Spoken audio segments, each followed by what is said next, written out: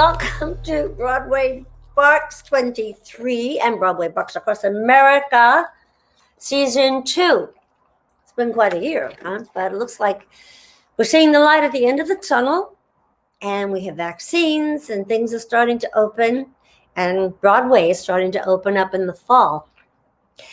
23 years ago, this July, I started this thing with my dear friend, Mary Tyler Moore, this adoption event called Broadway Barks, with the help of all the beautiful celebrities that were in Broadway shows and would come out from between shows on a Saturday to help us get these beautiful dogs and cats adopted. And they're still helping us, and I am forever grateful to them. Actors have the biggest hearts. We usually open our event with a musical number. So we're going to show you a number that we did live in the alley the year that we were paying tribute to Mary. It stars Michael Cerveris and the Broadway Kids. We wouldn't be here today if it wasn't for Mary Tyler Moore. I miss her desperately. I love her. Who can turn the world on with her smile? Who can take a nothing day and suddenly make it all seem worthwhile? Well, it's you, girl, and you should know it. With each glance and every little movement you show it. Love is all around, no need to waste it. You can have the town, why don't you take it? You're gonna make it after all.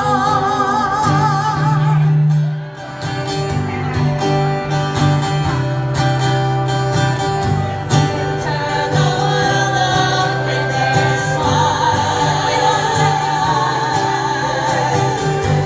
And take a nothing day and suddenly make it all seem worthwhile.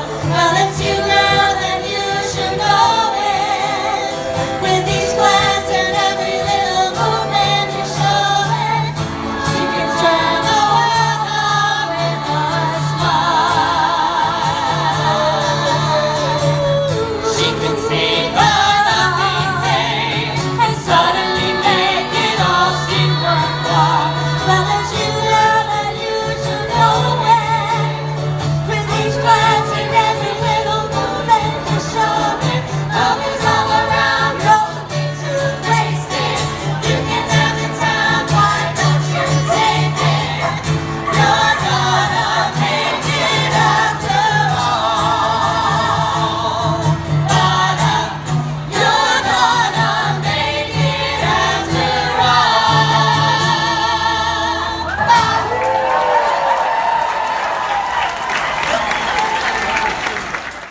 Whoopi, oh my God, I'm so happy to see you. I'm thrilled to see you, and especially because you're sitting on pillows that I have downstairs in my house. Stop. We shop in the same place. Yes, we do. Yes, we do. They're great, aren't they? I love them. Comfortable and beautiful. I'm so thrilled to talk to you because you are my healing balm every morning at 11 o'clock in the house. And I have to watch you on The View because you are the voice of reason. You have wisdom. You make sure every part of the issue is heard. I'm so grateful to you. So let me just please take this opportunity to thank you. I admire you so much. I just do. The feeling is mutual, my dear. Besides that, you have achieved EGOT status. I mean, my God, that's...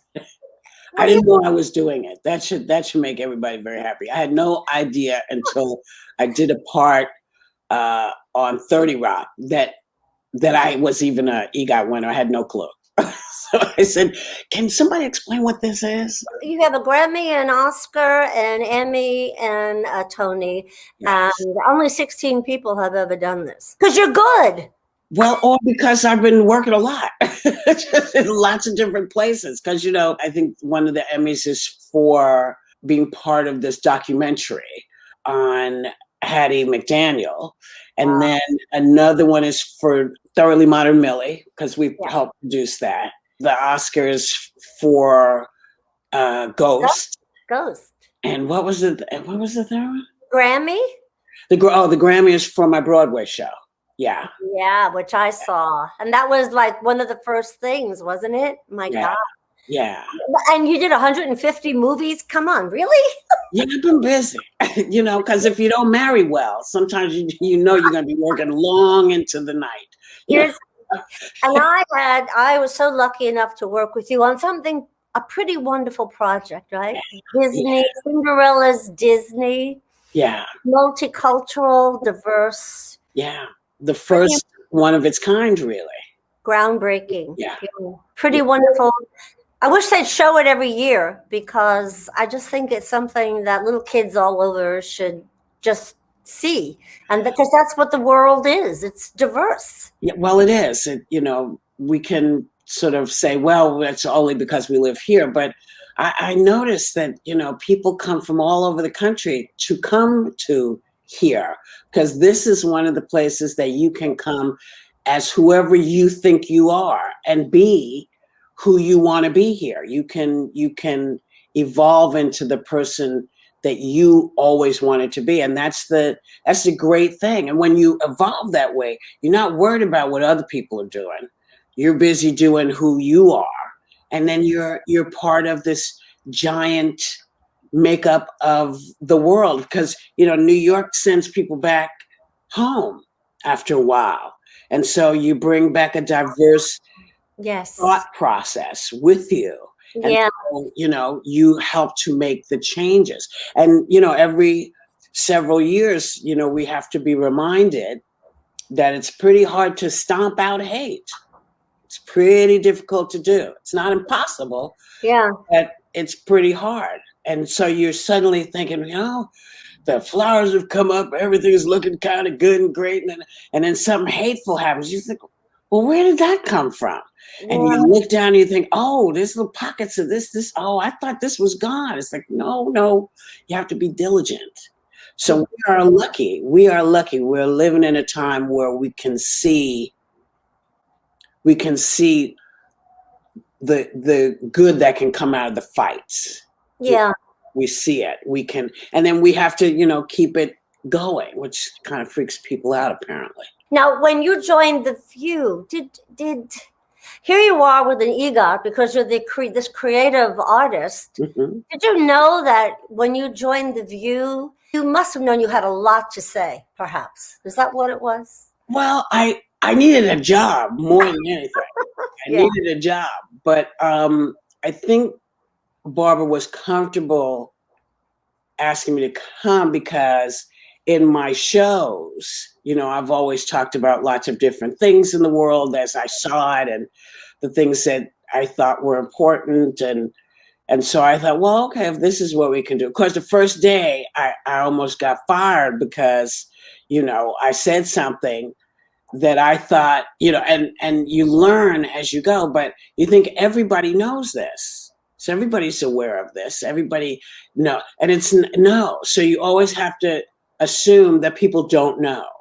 Always on a bit of a tightrope. But you learned it because you're such a good moderator. You very rarely lose your cool. And if you do, it's because someone's insulted you. And I go, yeah, don't let her get away with that. And I'm not talking about the girls. I'm talking about Well, some days it's just, I'm only human. So some days it's just like, come on, you're standing in front, you're standing behind the batter and the swing keeps coming over your head. It's like every now and then you go, hey, and you get knocked out. So you have to, figure out how to move and get through everything. But we're here to talk about animals. Yes. But I heard you did a wonderful job training a deaf and blind an Aussie puppy. Yeah. Well, he was Bear was his name. My cat taught him how to go up the stairs the dog would put his paws up and the cat would sort of nudge him and walk up with him. Oh. So every time he'd move and stop, the dog would move and stop. And so he learned how to go up and down those stairs. It was pretty great. And he was a puppy. So he had no idea that he couldn't see. He didn't know. Yeah. He knew how to run. He was like, I'm running. I don't know really where I am, but you're here and I trust you. So he and I learned a lot together. And then Bill, who I'd gotten him from, said, listen, I think I have a job for him. And I was like, what do you want to do? So I think he would be a great first dog for frightened dogs to meet when they come in, because dogs know that he's different. Yeah. So he's not scary to them. Yes. And it's been kind of great because, apparently his sister and brother, who are also born without sight and without sound, they get carried around and stuff. Bear doesn't do that. Bear hops up in the car. He knows where he knows how to do it, we know why that happened. It's the puppy mill problem. Right? Yeah. Puppy mills keep inbreeding. They want to get that specific color, the merle color, and they end up with the blind and the deaf. Right. Dogs, and sometimes they just keep them for breeding dogs. I mean, it's just cruel. It's just terrible to get certain dogs that looks a certain way. Yeah, he's been one of the best things ever in my life, because he and my great granddaughter, who was also a little tiny one. Mm-hmm.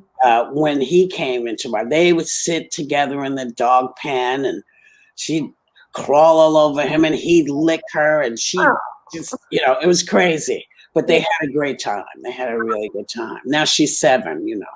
Yeah.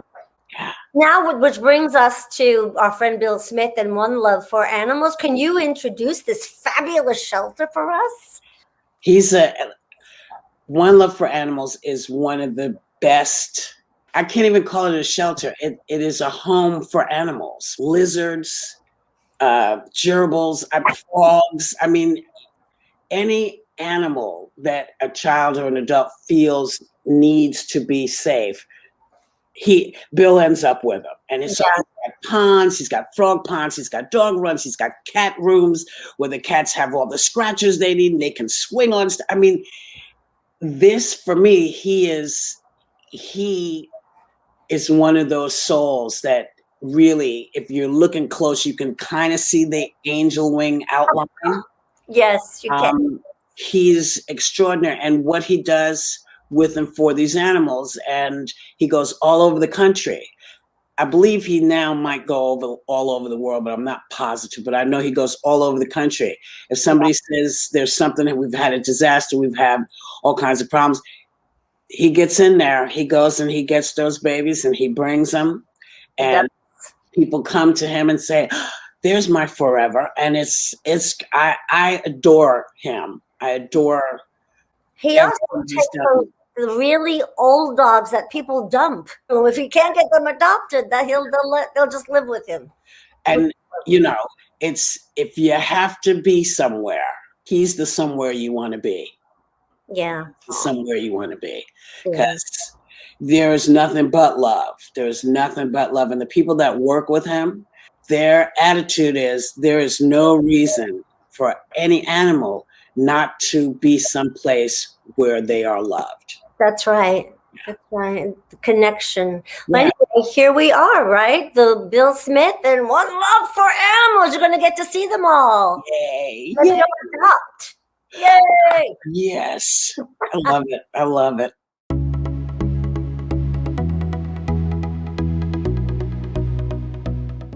I'm Bill Smith with One Love for Animals, and I'm here with Patricia.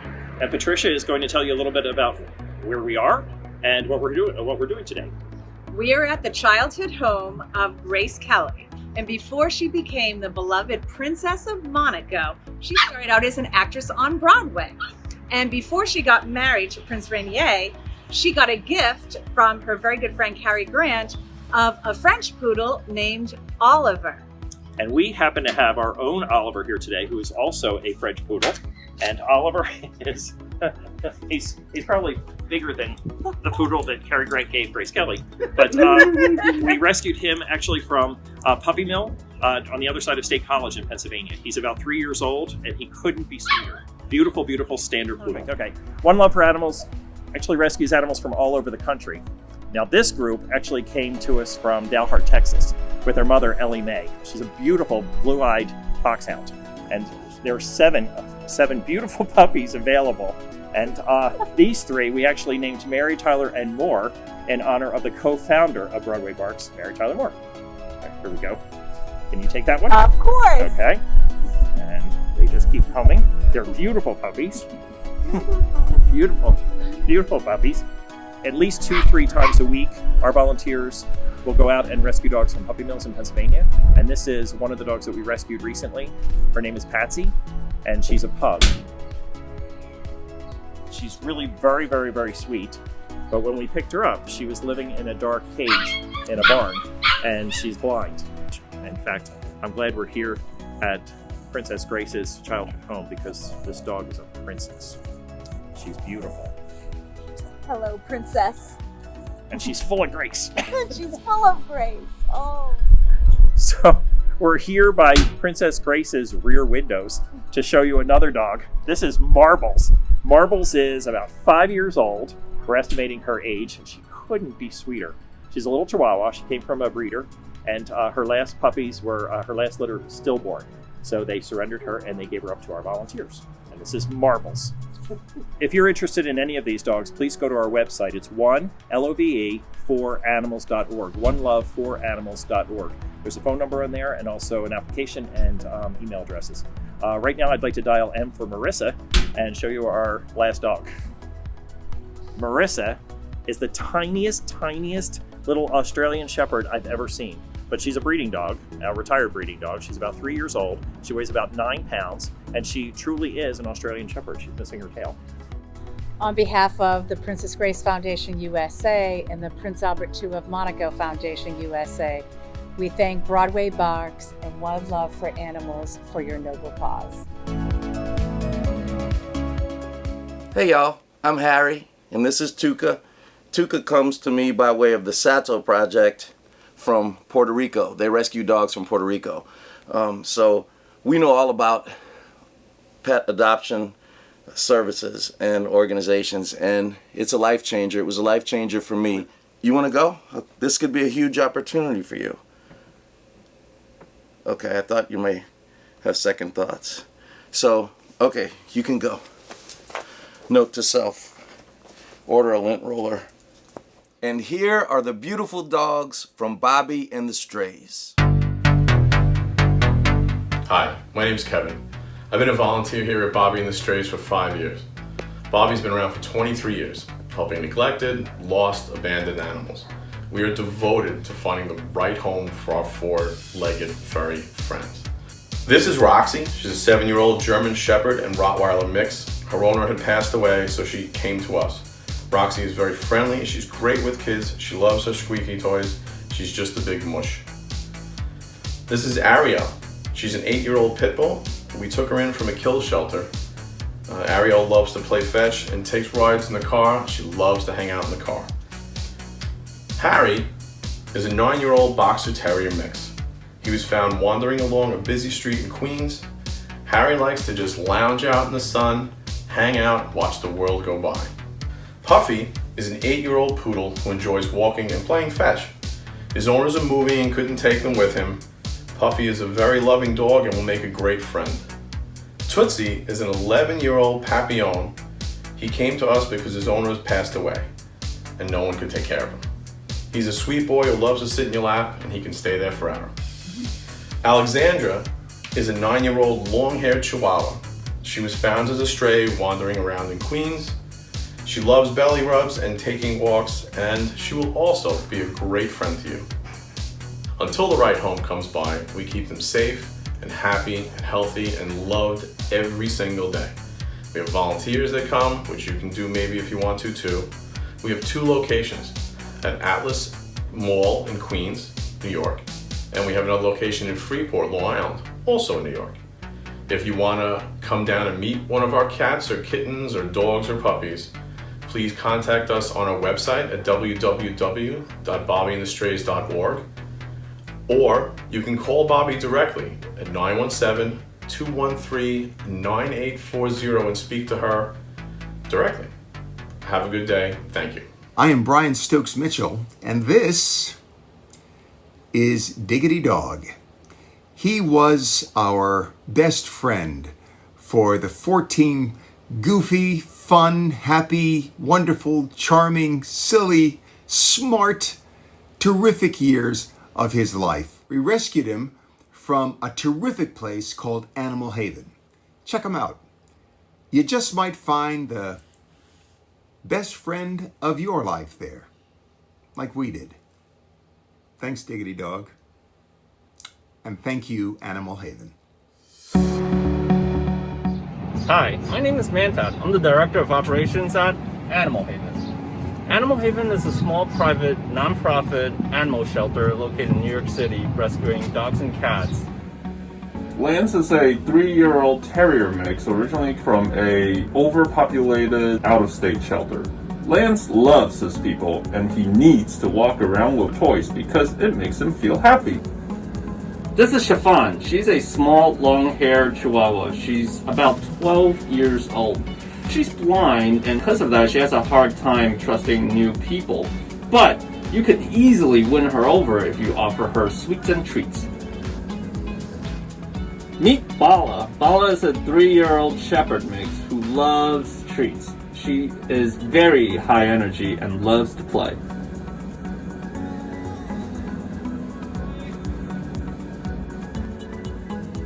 This is Gigi. Gigi is a 3-year-old terrier mix. She was hit by a car and she's partially paralyzed, but she's going through therapy and has had surgery, so we are hopeful that she might walk again. She loves to give kisses on your face. This is Red Eye. Red Eye is about 6 years old and he is a bulldog mix. He is a big goofy guy who loves to play, but when he's not playing, he likes to chill out on his bed.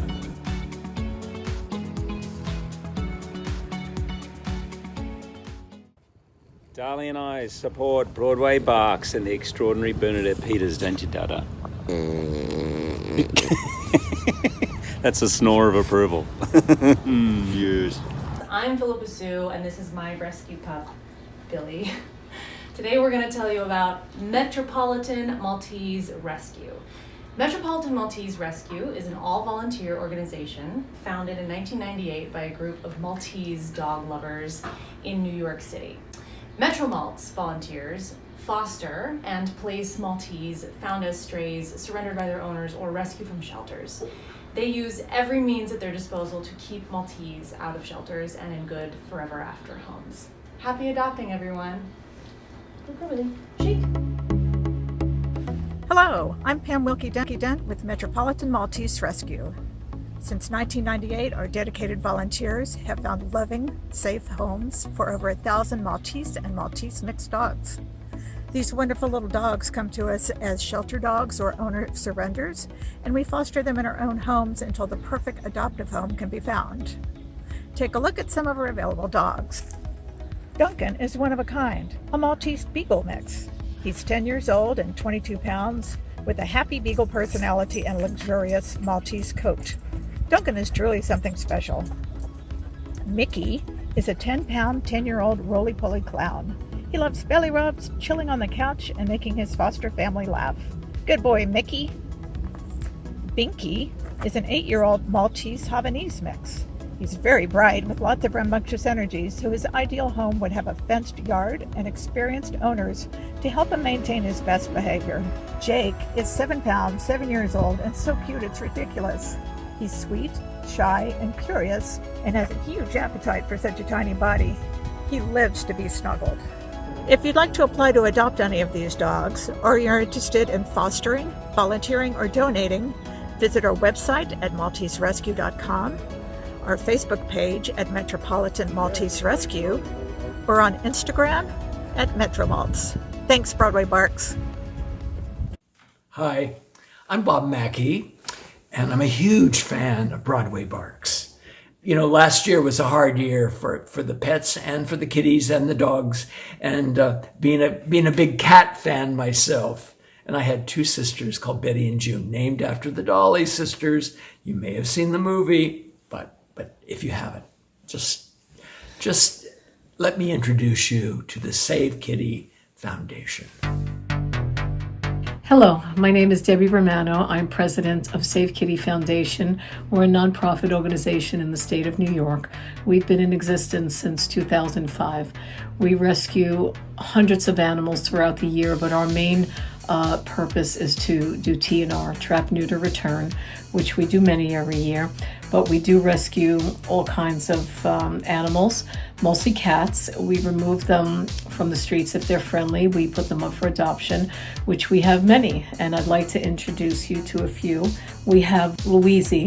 She's a black and white 4-year-old female. She was found in my neighborhood. She was down a stairwell and some homeless person had stepped on her back when she was 6 weeks old, and she had her legs reattached through Blue Pearl emergency surgery.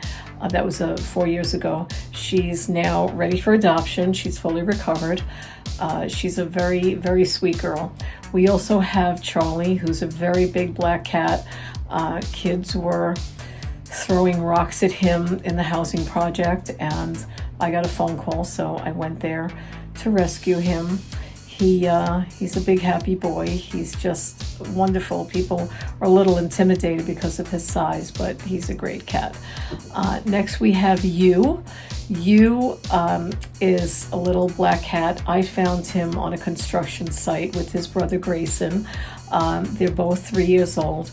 But You, I couldn't think of a name for him at the time, so I just said, "Come here, You," and that became his name. So his name is You. He has a brother Grayson. Grayson is gray and a little white, and they get along really well. So they're both up for adoption, although they can be separated. So I would love if anybody could adopt them. That would be wonderful. We do have an application and a contract. And we would like to see them go into wonderful homes because they come from really bad situations. So if you can please help us with that, that would be wonderful. Thank you. My name is Calista Flockhart, and this is Muggsy. Muggsy is my 16-year-old rescue. He was found wandering the streets of downtown Los Angeles. This is January. She's also a rescue. She was a foster fail. This little guy way back here is Juno. And Juno is January's brother. Yes, and they're all rescues, and they're all amazing. They are amazing, and I love them, as you can tell, a lot. But I wanted to tell you about a shelter that I think is actually incredible, and it's very unique because it is the only shelter in the United States that is founded and run by elementary school kids. I mean, how cool is that? They provide medical care and rehabilitation, vaccinations, and of course they try to find loving forever homes. And remember to get your dogs spayed and get your dogs neutered and rescue. Always, always rescue. Hi, I'm Katie Foster and this is Gigi, and we're with Dogs in Texas. My parents, Diane and Mark Troll, founded Dogs in Texas in 2003 when my mom's 4th grade class decided that they needed to make a difference in the lives of homeless animals. Since 2003, they have saved the lives of over 22,000 homeless pets in both the Panhandle and the tri-state area. We are so honored to be here for the 2nd year in a row with Broadway Barks.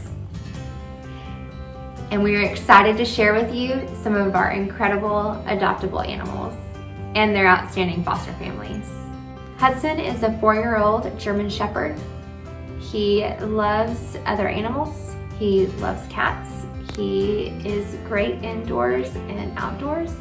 He loves to play ball. He loves to go on walks. He's a fabulous family dog. Lila is a 2-year-old pug. She is your typical pug, hilarious. She snorts, she shakes, she loves to roll around and get belly rubs. She is a lap dog for sure, but she will definitely go on long walks with you. She's 2 years old and absolutely adorable in every way. Gigi is a 4-year-old poodle.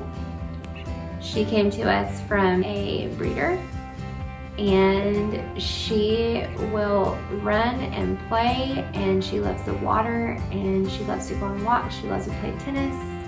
She is a couch potato. She loves kids. She loves other dogs. She probably will not be the best around cats, but she's an excellent family dog. Jake is one of our seniors. He is a 10-year-old plus yellow lab mix. He is with a fabulous foster home, and they tell us that he loves to lay around and nap and snuggle and gives the best kisses. Little is a Pyrenees lab mix. She is 3 years old, and she is a blast. She loves to sing with the music. She loves to play with other dogs. She is the best friend you will ever have. If you would like to find out more about dogs, you can go to our website, dogs, D-A-W-G-S, the letter N, Texas, TEXAS.com. You can find us on Facebook, Dogs, the letter N, Texas, or you can call us, 806-244-3217. Thanks. Hi, Baby New Earth here. Ruby and I would like to tell you about the Urban Cat League. Urban Cat League was started by a bunch of folks who wanted to make it their mission to take care of the street cats of New York. And sometimes that means getting them spayed and neutered and finding homes for them. And sometimes that means taking care of the colony. If the colony is in a place that's not safe, they move them to a safer location. They do what's really best for the cats. So that's the Urban Cat League. Oh, something's happening outside the window, and we better go investigate. Tallulah, Billy, would you like to say hello to Broadway Barks? Would you want to tell them how great it feels to be in the sun, in a cozy, safe home? Oh, Stratzes. Hello, I'm Mike Phillips, one of the founders of Urban Cat League. Our mission is to improve the lives of New York City street cats, reduce suffering, save lives, educate, and support the community. Rescue to adoption is the ideal outcome for any cat living on the street, but not every cat can follow that path. So our many devoted volunteers also implement Trap, Neuter, Return with long-term managed care. Among the cats looking for a permanent home, Juliet climbed up a fire escape and she came in through the bathroom window to self-actualize her rescue from the street, along with her tabby BFF Otis. They are 6 years old and fully vetted. As you can see, these bonded friends must be adopted together. Long-haired street urchins Ms. Kevin and Mr. Mops are 8 weeks old. Mops is the tabby. The runt of the litter, Ms. Kevin, got her name before we realized that she was a girl. They are vaccinated but not yet neutered. Whiskey just finished raising 7 kittens. She will soon be returning to her previously perky gorgeousness. This 5-year-old prefers to be the only cat in the family. For more information, email urbancatleague.info@gmail.com. Hi, Randy. I'm so happy to see you. It's me and Tiffany. We got her groomed yesterday. I said, you're going to be on camera with Aunt Bernadette. You better look your best. Look at her eyes. Look so big. My God, what do you have hanging there? She's staring at mice, dead mice hanging up above. Well, you know how I like to decorate. She's very curious, as all cats are, but she's really in that stage of like everything, you know. You had told me how smart she is. She's so smart. I'm gonna put her down though, because she's over it. Yes. Okay. Did you ever have Persians? Did I ask you that already? I had a Himalayan. Right. So they're kind of similar, but you know they're brilliant. They're like humans. Yeah, mine was pretty brilliant too, even though I guess it's the Himalayan part Persian. I have to look that up. She understands every word I say. It's kind of scary. And I've never seen a cat so regimented. Like her routine is to to the second. Like 9:45 at night, every night she gets in bed. And if I'm not in bed at 9:45, it's like she's looking at her watch. Let me talk about you. I love you. Everyone loves you. You lift our spirits, and you certainly did it during the last administration, and certainly during the pandemic. And as long as there's misery and just destruction and despair, I'll be there. Well, I don't know. You've gotten love letters from the likes of Whoopi Goldberg and Melissa McCarthy, and chief medical correspondent for CNN, Dr. Sanjay Gupta. I mean, everybody knows. Well, not to mention Bernadette Peters. You're skipping over the best parts here. My God, it's crazy. It's really nuts. This internet thing and the ability to reach so many people and to hear back from my idols and icons and heroes. It's crazy. It's been the most exciting part of this whole thing for sure. You have this beautiful singing voice, and you have a sense of humor, and then you're tech savvy. If you didn't have that part. That was just sort of a means to an end. I mean, I never really had an interest in anything technical. It's the least. Listen, this is the truth. People asked me, when I get interviewed, they say, who do you want to be when you grow up? Who you want to be? Jon Stewart? Like, who influenced you? And the truth was, I wanted to be Bernadette Peters. I wanted to be Barbara Streisand. I wanted to be Carol Burnett, Jerry Lewis. But I also had this love of comedy and topical comedy. So just at some point in my life, I put everything that I loved into one, recipe, and this is what came out. But technically, I don't know. I'm kind of just winging it. Perhaps that's what makes someone original. Let me wing it and see what comes out of it. But did you come to New York to be on Broadway, to be in a Broadway show? Yes, that was always my intention. As a kid, I was always on stage. My parents put me in ballet lessons when I was 6. I was in all of the, I started all my high school productions. So I worked in restaurants. I worked in offices and stuff like that. And I was lucky that, YouTube started to be a thing, and I could kind of put myself out there without having to go to cattle calls and stuff like that. I was nervous. Let me tell you some of my favorite videos that you have. I am in heaven. They look good on you, by the way. They look good on everybody, but especially on you. Oh, look at all the ring lights. There's only one. I swear, there's only one ring light. I know, it looks like you have 42 ring lights, but I believe it. Ring light. I take the lenses out of all my glasses for my videos because I have that. Oh, that's a very good idea. That's the secret. So I love Seasons of Trump. Thank you. You know what I love? Mr. Biden, bring me my vaccine. Mr. Biden, bring my vaccine. Keep me protected from COVID-19. Yeah. There's something I love so much. I keep going back over it. And it's your acting ability, actually. And what it is bum, bum, bum, bum, bum, bum, bum. And then Mr. Biden goes like this. Say that.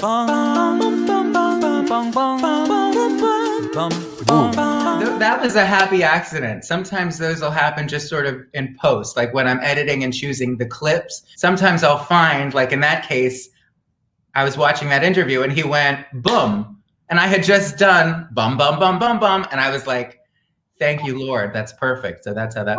But when you reacted to it, was it a green screen, or were you watching him? No, I have trained myself over the last 5 years to act to a wall. That's what I thought. Yeah, it's very strange. And you're so good. Thank you, but there's no one there. I'm talking to myself. Your reaction. Beautiful. That's why I kept going back over it, going, look at him. It's so pure. And he's reacting. I'm sure there's nothing in front of him. There's nothing. I'm looking at literally a mic stand, I think. Your name is so perfect, isn't it? Well, now it is. What better name is that? It sounds like the corniest stage name ever, but it's on my birth certificate. It's on my driver's license. That's my real name. Gwen and Jerry Rainbow, my parents. So if I'm writing a book now, that's somewhat memoirish, and the first chapter is titled, Yes, It's My Real Name, Shut Up. And I go into the whole origin story of the name. It was the German word Regenbogen. And long story short, it was just directly translated to rainbow.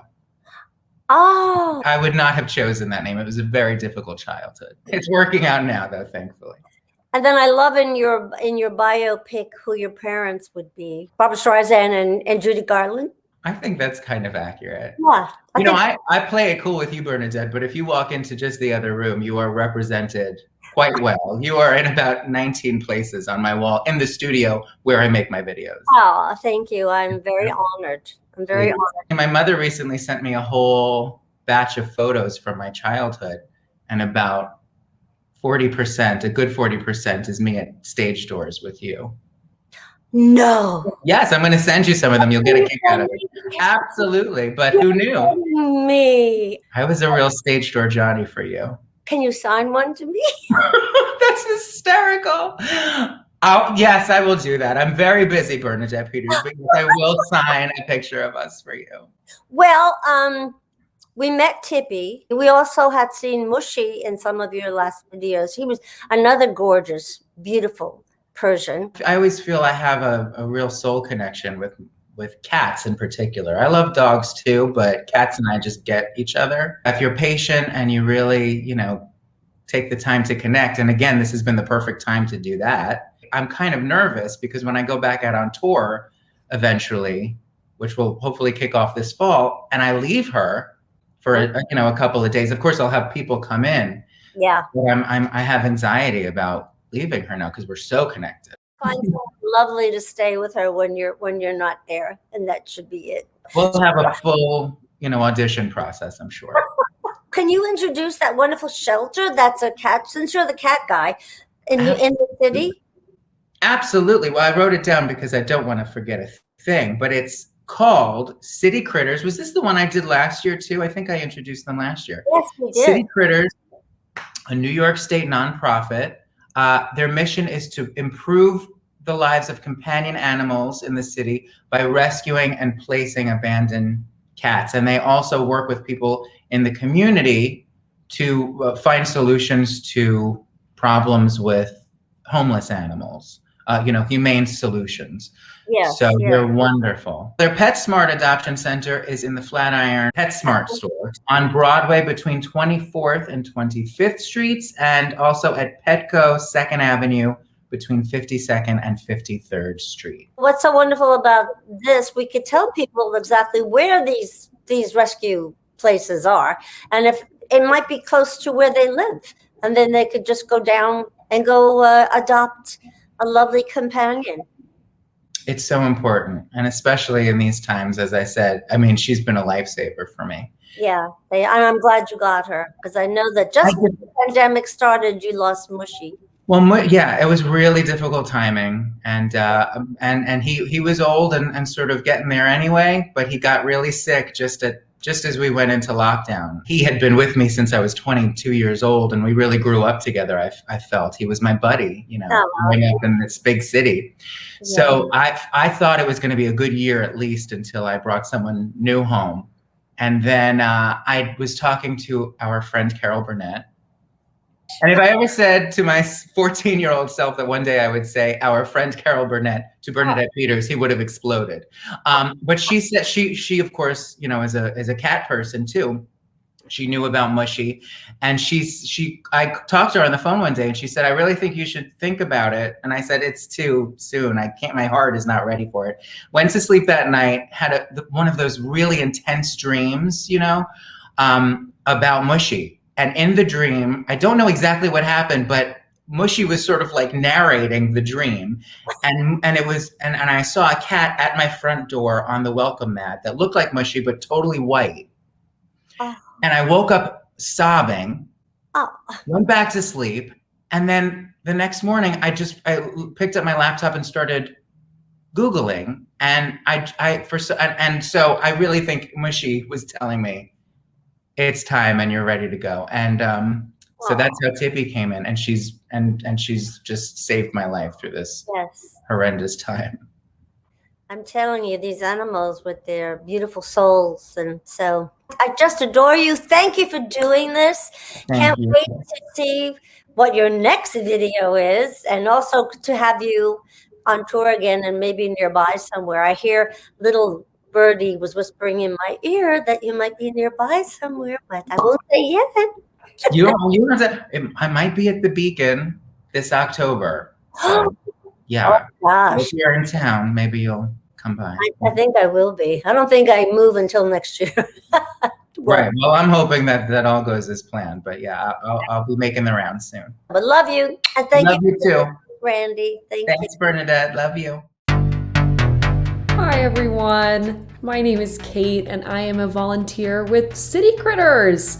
City Critters was established back in 1994, and since then we've been continuously helping animals in need in New York City, primarily cats.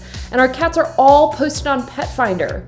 So we're still operating remotely right now, but we're hoping to come back to our public adoption centers in the near future when this world opens up again.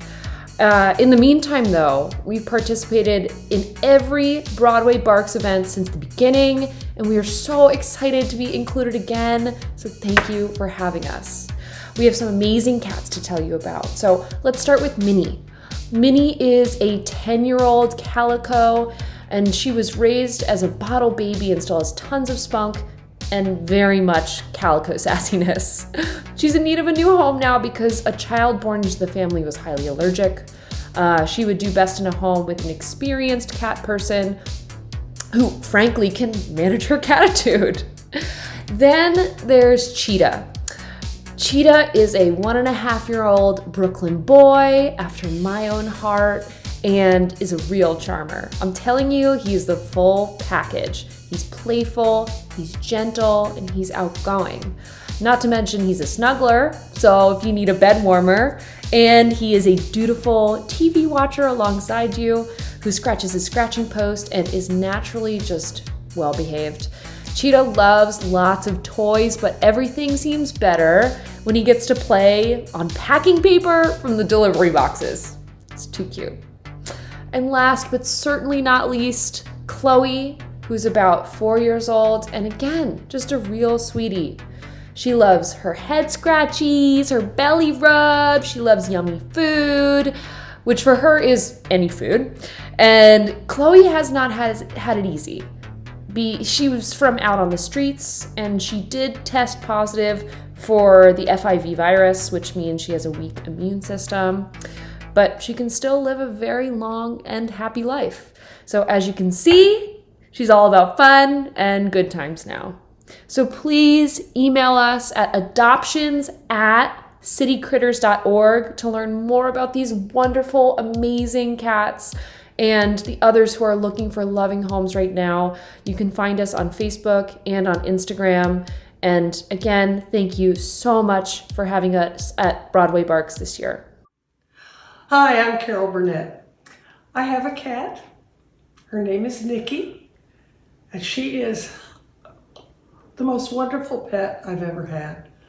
I'd like to tell you about a wonderful nonprofit organization called Francis's Friends, and they take care of homeless cats and kittens, and they got a whole bunch of them just waiting to be adopted. So go adopt one. You'll be so happy you did. And tell them Nikki sent you.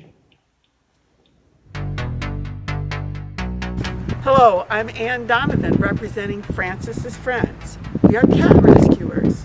Our organization was founded in 2001 by 3 experienced independent rescuers. Their mission was to directly rescue, make healthy, and adopt into loving homes previously homeless cats and kittens in Queens, New York. Between 2001 and 2008, we rescued hundreds of cats and kittens. Starting in 2008, we've specialized in assisting independent rescuers and small rescue groups who share our founders' mission and who also participate in trap, neuter, and return activities. These are some of the cats and kittens we have recently helped or are helping.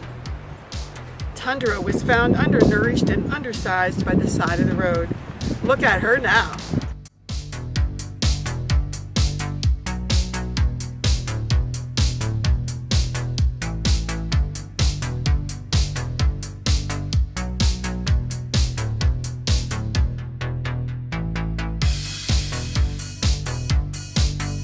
Contact us, please, if your home may be Carmen's loving forever home.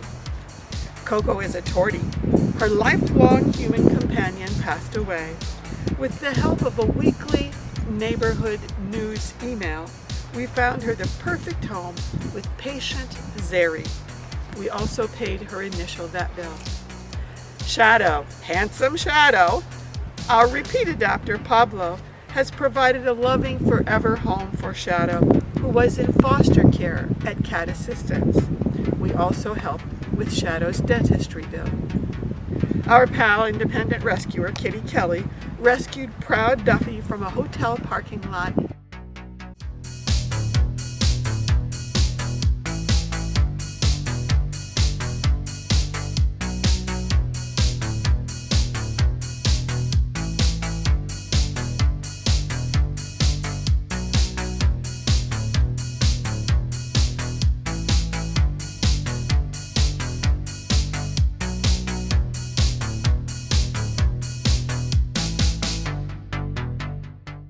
Miss Molly's forever home became an unhappy one, so Opal, who has unlimited kindness but limited resources, took Miss Molly home with her. When unexpected recurring large vet bills occurred, we stepped in and helped with those bills. Please contact us by emailing ffirescue@yahoo.com. You will receive a reply within 24 hours. That's FFI Rescue, RESCUE, @yahoo.com. We hope to hear from you. It's Nathan Lane, and I'm here to talk about Long Island Bulldog Rescue. I don't know if you know anything about bulldogs, but they're great animals. The mission of Long Island Bulldog Rescue is to provide education, prevention, intervention, and adoption services to ensure that all English bulldogs enjoy long, healthy lives in loving, safe, appropriate homes where they are provided the lifelong care they require. I had a French bulldog, which is a little different. They're smaller, but it was just the greatest dog in the world. You couldn't do a better thing right now than to adopt, and you can't go wrong with an English bulldog. They're just adorable, and they look like Winston Churchill. And you can take the dog into the library and have cigars and brandy and talk of war. I don't know what I'm saying, but rescue a dog. It's a wonderful thing to do, and it will change your life. They will rescue you. Hi, I'm Lorette Richin, Long Island Bulldog Rescue, founded in 1999. I'd like to thank Broadway Barks for this opportunity to show some of our dogs. We have a number of dogs coming in now, a lot actually. Here are a few. We have Juliet. She's 1 year old. She had a balloon angioplasty because she couldn't play. She just collapsed all the time. Now she's healthy and happy. She's available. We have Gilbert, who's a 1.5-year-old, very active, playful, but very cuddly Beagle, who is super smart, has learned a lot, and is a little anxious, so needs a calm home.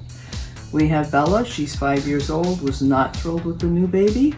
And we have Lulu and Buddy. They're 4 and 5 years old. They love absolutely everyone. We also have Gil and Surf, who came from Manhattan Animal Care and Control. They were abandoned in a backyard when their family left, and they had no food, no water, and no shelter. But they're putting on weight, and they're fun little boys, lightweights, 40 pounds each. So if you're interested in one of these or any of the many that are coming in, including French Bulldogs, please fill out an application at www.longislandbulldogrescue.org. Thank you. It's David Hyde Pierce, and I'm here with my furry friends, Balto and Miss Alice and Brian. And we're here to introduce the Mid-Atlantic Great Dane Rescue League. These amazing people, they rescue Great Danes. People like Judi Dench and Maggie Smith. It's Dane. Bette Midler and Bernadette, what? Dane. Great Dane. Danes. They rescue Great Danes. Claire Danes? Not like Danish. Oh, the dog, that big, beautiful Great Danes and Dane mixes. You know, yes, we're very proud to introduce to you the Mid-Atlantic Great Dane Rescue League. Everybody sing. There is nothing like a Dane. Nothing in the world. Hello and welcome to the Mid-Atlantic Great Dane Rescue League. My name is John and I'm here to share just a little bit about our rescue group. We are a 503c compliant charitable organization.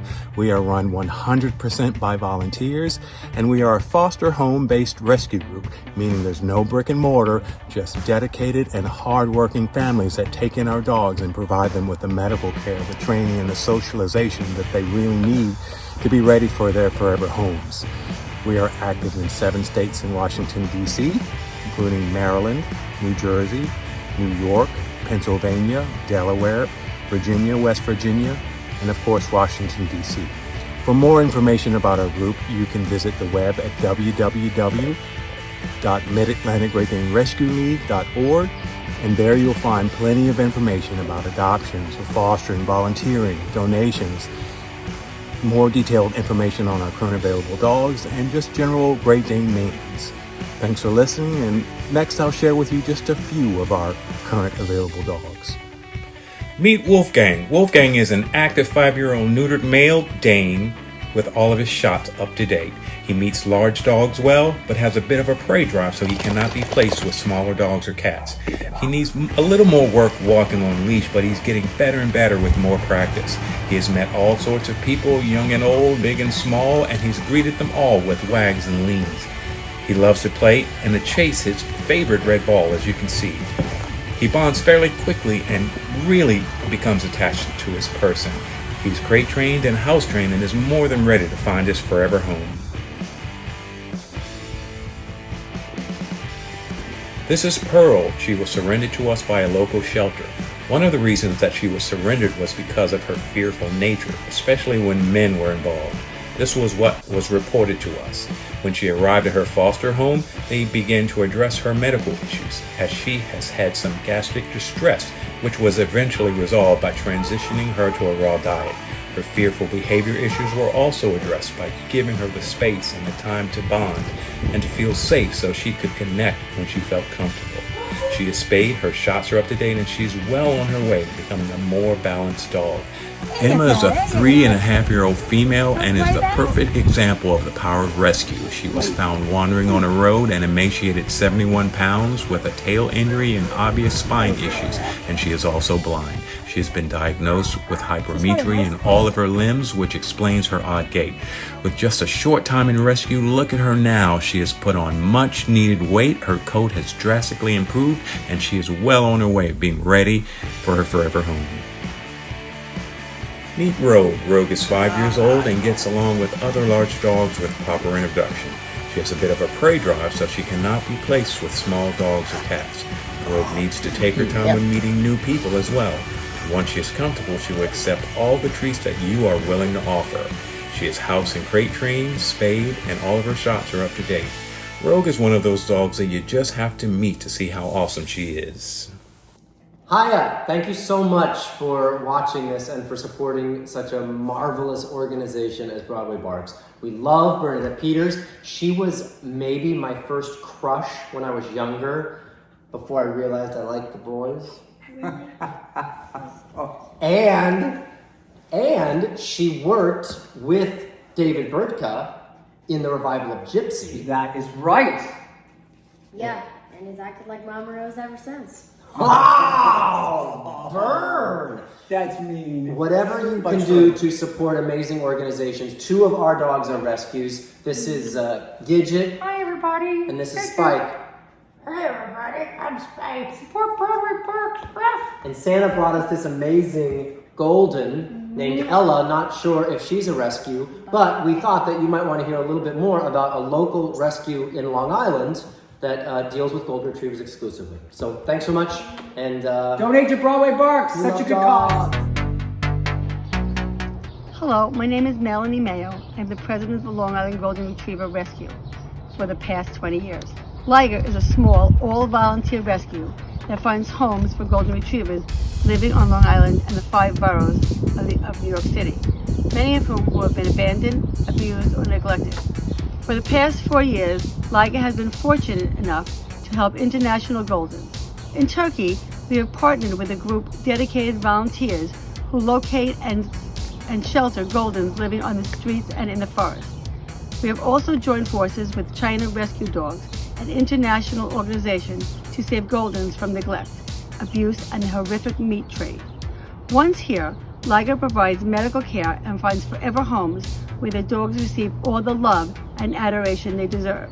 To date, we have saved over 1,500 golden retrievers.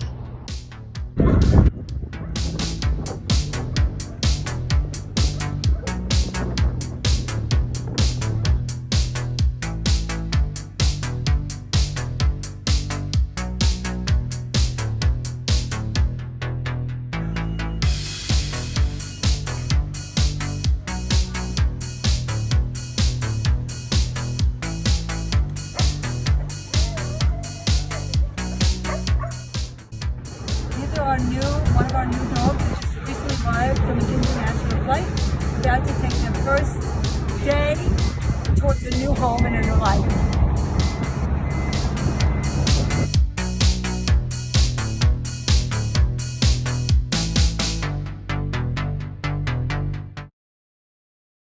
Hi, we're here at the SPCA of Westchester because friends at Broadway Barks. And I'm standing here with Shannon Loudcuff, we're fully vaccinated, who is the executive director of this fabulous place. How do the rooms look? They're absolutely incredible. I can't wait for you to see them. So this is the library. Yes, right, yes. I wouldn't be surprised if cats are wearing their monocles and maybe a smoking jacket or two. Maybe. Yeah. It's designed by Clara Ziglarova and built by Amelia Perez.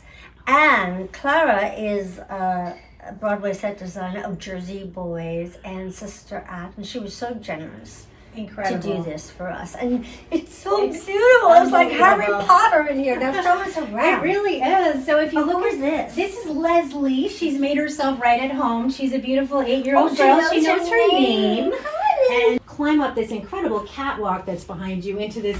Look at this chandelier, and they can peer down on us humans sit in here and nap inside the chandelier. And clearly, Sandy here has settled right into her new little fireplace bed. A pillow that's the fire. And so now Sandy's right in the fireplace. Yes, and this is one of my favorite features here. This is a live portrait. So cats can get inside the portrait and strike a pose. A little night meowsic show that I did. The point was to create magical spaces so the public could come in, they could see an animal fall in love and hopefully adopt. This is the perfect place. Oh, look what you have. Best book in here. You like this part? I think this is a really good part. I love this part. We're here in the present room. Look how gorgeous. Ready for your close-up, Lexi? He's looking for a wonderful new home, and he is loving this beautiful tree, which is created with various levels for the cats to lounge on. Or I love you. I do. I do. Gain some good weight. Yes, love. Yes, love. Hi, I'm Clara Ziglarova. I'm a set designer. A few months ago, I was scanning through my email and I saw in subject matter design and cats, and I thought, fantastic. Revival of cats. But in fact, it was even more exciting. I had a chance to come up with a concept design for Westchester's cat shelter, the SPCA. So let me show you what the wonderful and dedicated Lisa Bonanno and Shannon Loudcuff and myself came up with. We wanted to give each room a very different look. You're looking at my sketch of a room that we call the Magic Forest, or a room that we might want to call the Cat's Eye Story. I always say that my work is only as good as the people who make it, and so I'll now hand it over to the one and only Emiliano Pares and his team. Here at BB Services, we were super excited to be a part of the cat rooms at the SPCA in Westchester. For obvious reasons, it was quite personal to us, and we wanted to do a great job. We had some wonderful designs from Clara, and we were sort of given an open palette in order to use our artistic expression to come up with some beautiful rooms, and hopefully the kitties will enjoy it immensely, because we know our cats did. Thank you so much, and enjoy the cat rooms. So this is Zuzu and Buttercup. Buttercup's mommy. Zuzu's mommy. Look how much she loves her. And me And too. so she's about 5 years old, and she had these 8 beautiful puppies. Probably dad was a pit bull mix, we think, because they're quite larger than she is. Yeah. And she's ready to. She was a great mom. She's ready to have a family of her own, and Zuzu here is a wonderful little puppy. Look at her. She's so as sweet as can be. sweet. And did you name her Zuzu from the movie It's a Wonderful Life? Yes. Yes, absolutely. This is Dana. She's a puggle. Would you like a treat? Oh, She's about 3 years old. She is so sweet. And she was found as a stray. Nobody ever came to claim her, Oh. sadly. But she loves dogs. She's good with cats, great with kids. She'll make a good family dog. She's perfect. She is. She's so perfect. She is such a good girl. Looking for a sweet dog that has no problems. This is her that gets along with everyone. Oh, she's a perfect size. This is Mary D, and she was found in the street, actually. I guess someone just bred her and bred her and bred her, then let her go. She had a huge memory tumor, and unfortunately it's cancerous, but she's looking for a good foster home. She gets along with dogs and cats. How old do you think she is? Probably at least 10. She's And 10. She's got so much love to give. She's just so happy now, feeling so much better after she's had her surgery. She is happy and now. Just wants a warm couch and a couple Yeah. of short walks and a lot of good treats. She's a lovely dog. Mary D, thank you for letting us come. Thank you so much, Bernadette. This is just such a thrill for us to have such an incredible space, and to everyone, and Patty and Richard, who made it possible for us to connect, and for everything you've done for the last 23 years at Broadway Barks. This is exciting. This is a whole new building that is going to have a lot of animals, a lot of dogs, a lot of cats. SPCA of Westchester, not too far from the cities. Hi, it's Josh Groban, and I'm so thrilled to be part of Broadway Barks again this year. Bernadette, thank you so much for inviting me and for the incredible work that you do to raise awareness for the fur babies out there that need our love and that give us so much love. Dogs teach us so many countless life lessons that for those of you who've been lucky enough to have had great animals in your life, you know, you get it. And so what better reason than to make sure that animals who just want to give that love, want to give so much richness and meaning to your life, they want a chance at a better life. So with that being said, I would like to introduce an incredible organization that is doing just that. And it's the Sean Casey Animal Rescue in Brooklyn, New York. Take a look. My name is Sean Casey. I'm founder and director of Sean Casey Animal Rescue in Brooklyn, New York. We are a small no-kill shelter located in Windsor Terrace, Brooklyn. What separates us from many of the other shelters in New York is the fact that we take all kinds of animals, not only cats and dogs, but exotic animals, wildlife, birds, fish, small animals, hamsters, guinea pigs, you name it, it all comes through the door here. Killian is our 3-year-old pit bull mix. He's a great dog. He loves to play, he loves to run, he loves kids, other dogs. He'd fit into any home. He came to us originally as a stray, so we don't have too much history on him, but he's ready for his forever home. Rocky is our 1-year-old pit bull mix. He had a bit of a rough start before arriving at the shelter. He had been hit by a car. It shattered his hip and caused the head of his femur bone to break off. He required specialized orthopedic surgery to repair the femur, and he's recovering really well. He's now officially ready for adoption, and he'd make a great choice for any home. Ruby is our 1-year-old shepherd mix. She came to us from a shelter down in Texas. She's had a long trip, but when she got here, we found out she was positive for heartworm disease. She's currently receiving treatment. We do expect her to make a full recovery, but she's a wonderful dog. She's great with other dogs, great with kids. You know, she'll be ready for her new home soon. We're located at 155 East 3rd Street in Brooklyn, New York. We're open 7 days a week to the public, no appointment necessary, from 11 a.m. to 7 p.m. You can find us through our website, nyanimalrescue.org, or you can give us a call, 718-436-5163. If we don't pick up the phone, just leave a message and somebody will get back to you. Hi everyone, I'm Gloria Estefan, and it is an honor to be once again with Broadway Barks, this amazing organization that makes life so much better for our four-legged family and for us, because of course they become a part of our own family. I have 5 pups of my own, Bowser and Daisy. They are Beebles, but I also have some beautiful additions that I got at Broadway Barks 5 years ago. First, here is my own personal 2 pups, Hamilton and Matilda. Look at those little furry, beautiful babies. Then they have a brother, Boo, who belongs to my assistant, Heather. And here they are, the 3 of them. And look how much love they give all the time. They've been one of the best additions to our family through the years, and we love them very much, and all thanks to Broadway Barks and Little Shelter. It's 110 acres in upstate New York, which I had the privilege of visiting when we picked up our 3 pups that we adopted 5 years ago. It allows space for dogs to be trained and rehabilitated until they can be adopted, and those that cannot be adopted for some reason can live their lives out at the sanctuary. What an amazing place. Bye, everybody. Have a wonderful year and adopt a lot of pets. And now to Little Shelter. Hi, I'm David Saley, the Executive Director of Little Shelter Animal Rescue in Huntington. Our mission is to get out there and provide help for all of the overcrowded shelters and bring them to our private no-kill shelter. Today, we've got Shy, a 14-year-old Yorkie mix, super sweet, full-grown, housebroken, and gets along with other dogs, cats, and children. We have Lucas, who is a 13-year-old Shih Tzu mix, super cute, super friendly, very laid back.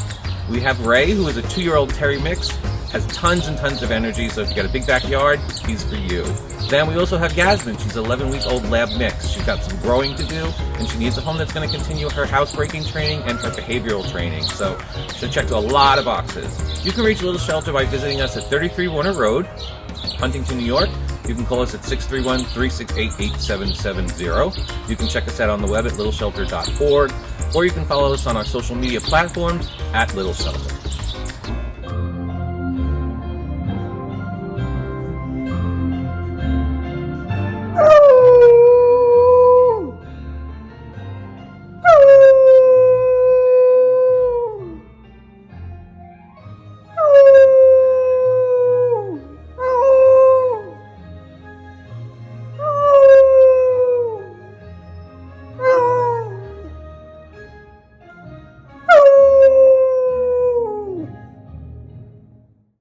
Hi, I'm Jason Danieley, and this is King, aka the Sun King. He came with the name King, but I gave him the full proper name, the Sun King, before I even met him, and I didn't know how appropriate that would be. But King brings the sun with him. He's full of love and light, and I'm so grateful that we rescued one another on February 4th, 2021, our Gotcha Day. If you're looking for your forever friend, your best buddy, your pet pal, please consider NY Pet Eye Care. That's NY Pet Eye Care. Yes? You good boy?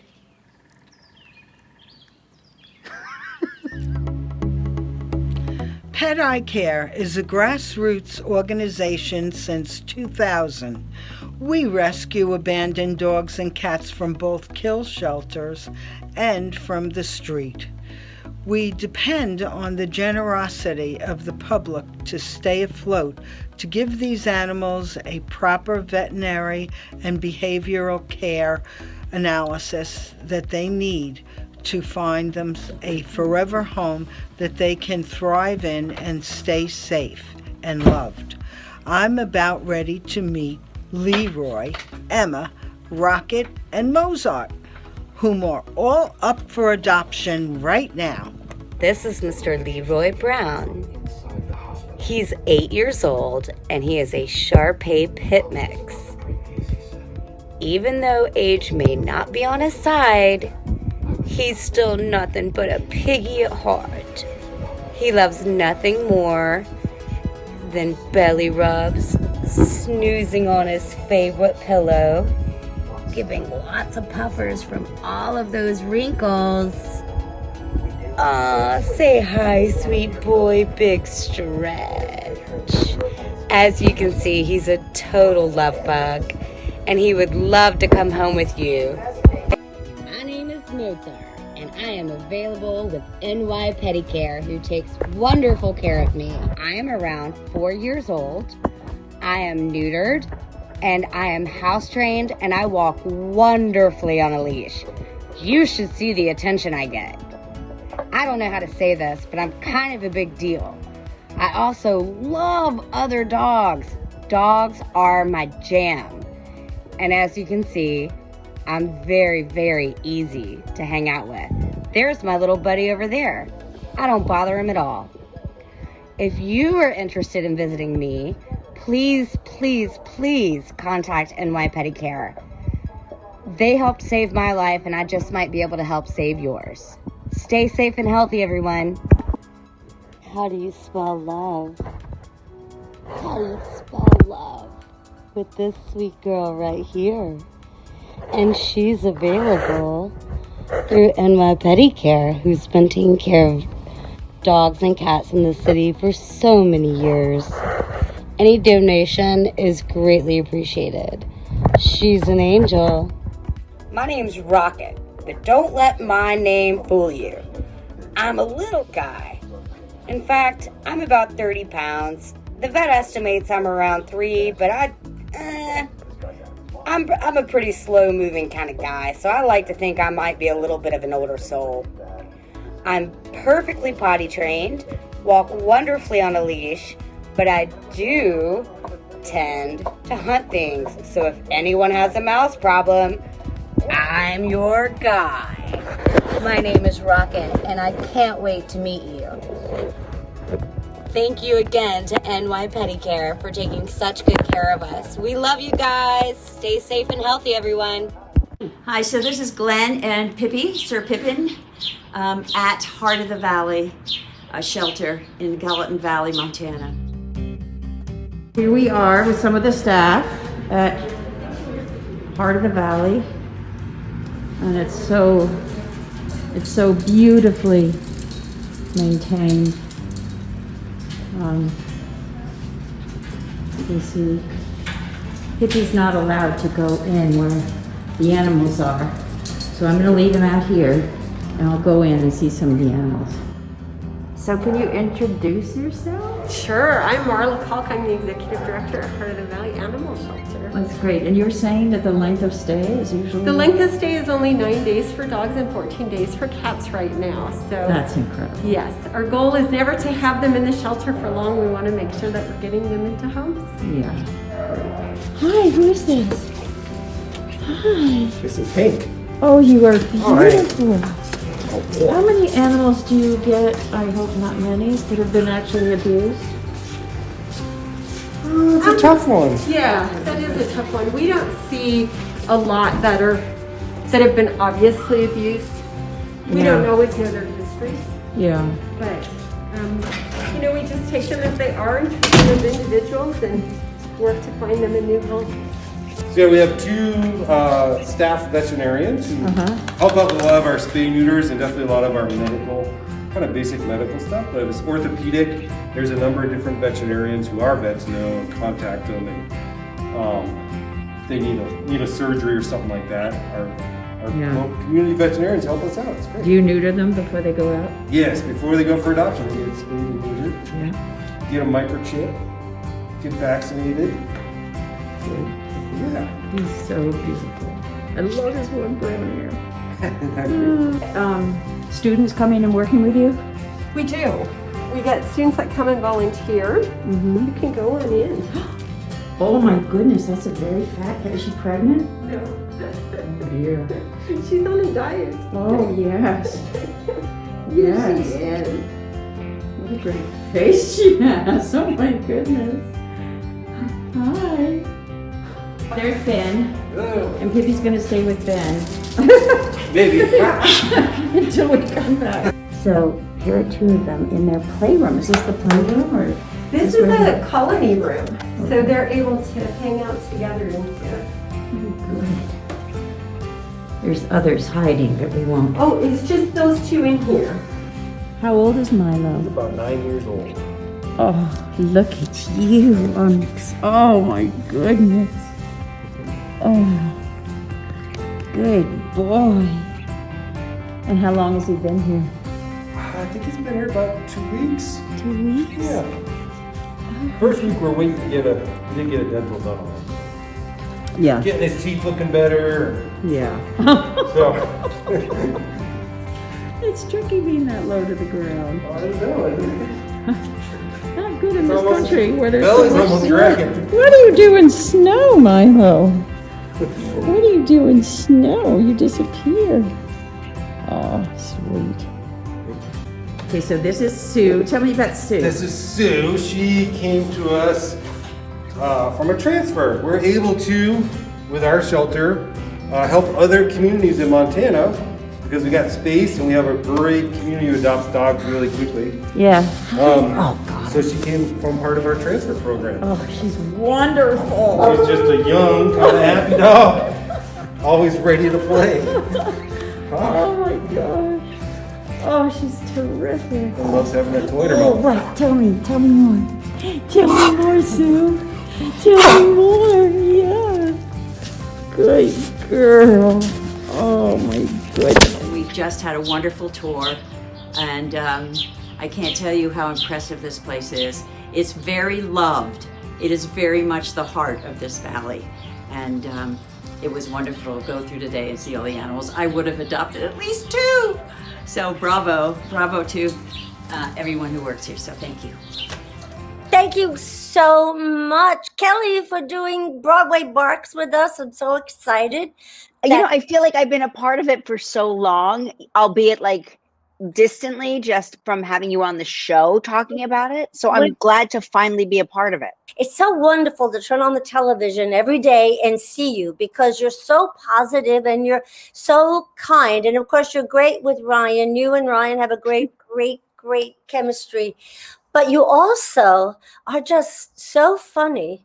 You're and your spontaneity, you really are like, it's like comic genius. I swear. You're like the way you just say things off the cuff. It's pretty amazing. And so, well, I appreciate that. I mean, coming from you, that's the ultimate compliment because you are sacrosanct in the house of live, coming from the smartest, funniest, most talented person I know. I will accept that compliment, but yes. I dispute it. It's a group effort over there. I'm not the only one that thinks that. Believe me, your talent, it's just wonderful. I appreciate And oh, here's Rosalie. Are you getting Rosalie? Hello? Say hello real fast before you leave. Hi. She has her pearl necklace on. This is see. Now these are the dogs I always think I'm going to wind up with. I always picture myself a big dog girl, and Yes. I wind up with these little babies.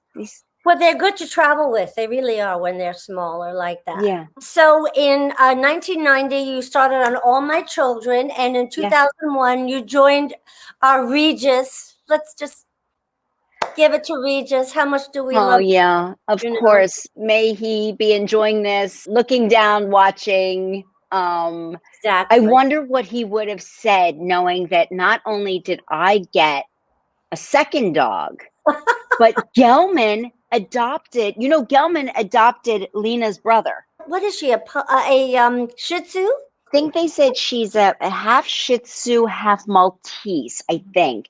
But I like to call her a Shih Poo. Yeah, the Shih Tzus and the pugs that are black with the button eyes, and then I just love them. They just have my heart. They're so beautiful. Me too. She's really, I've got to tell you, she's so nice.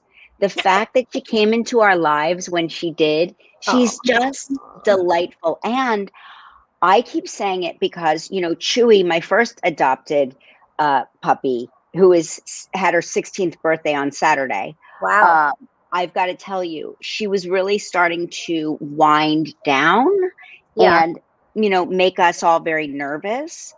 Yeah. And having a young dog in the house, at first I thought they would not like each other and really mostly ignore each other is what I was hoping for. I just didn't want her to reject Lena.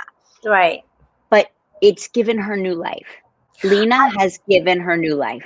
I've heard of that. I mean, I haven't done that myself, but that's what I've heard, that it's trying to kind of like, hey, there's more life to live, which is It's great. true.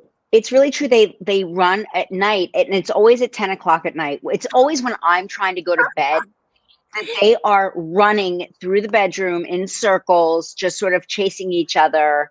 And then they collapse and go to sleep for, 10 hours. But they're just, What made you decide to get Chewy in the first place? it was really Lola started asking Santa Claus for a dog, and then she would blow out her birthday candles and she would ask for a dog, and then she would bring home a good report card and she would ask for a dog.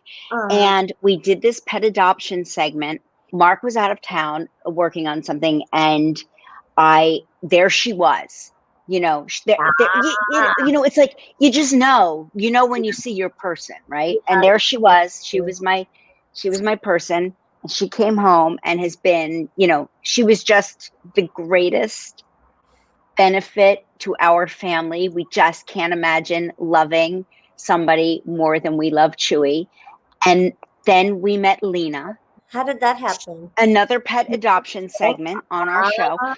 I had been toying, honestly, with the idea of getting another puppy. And now, how old is Lena now? Lena's 7 months old.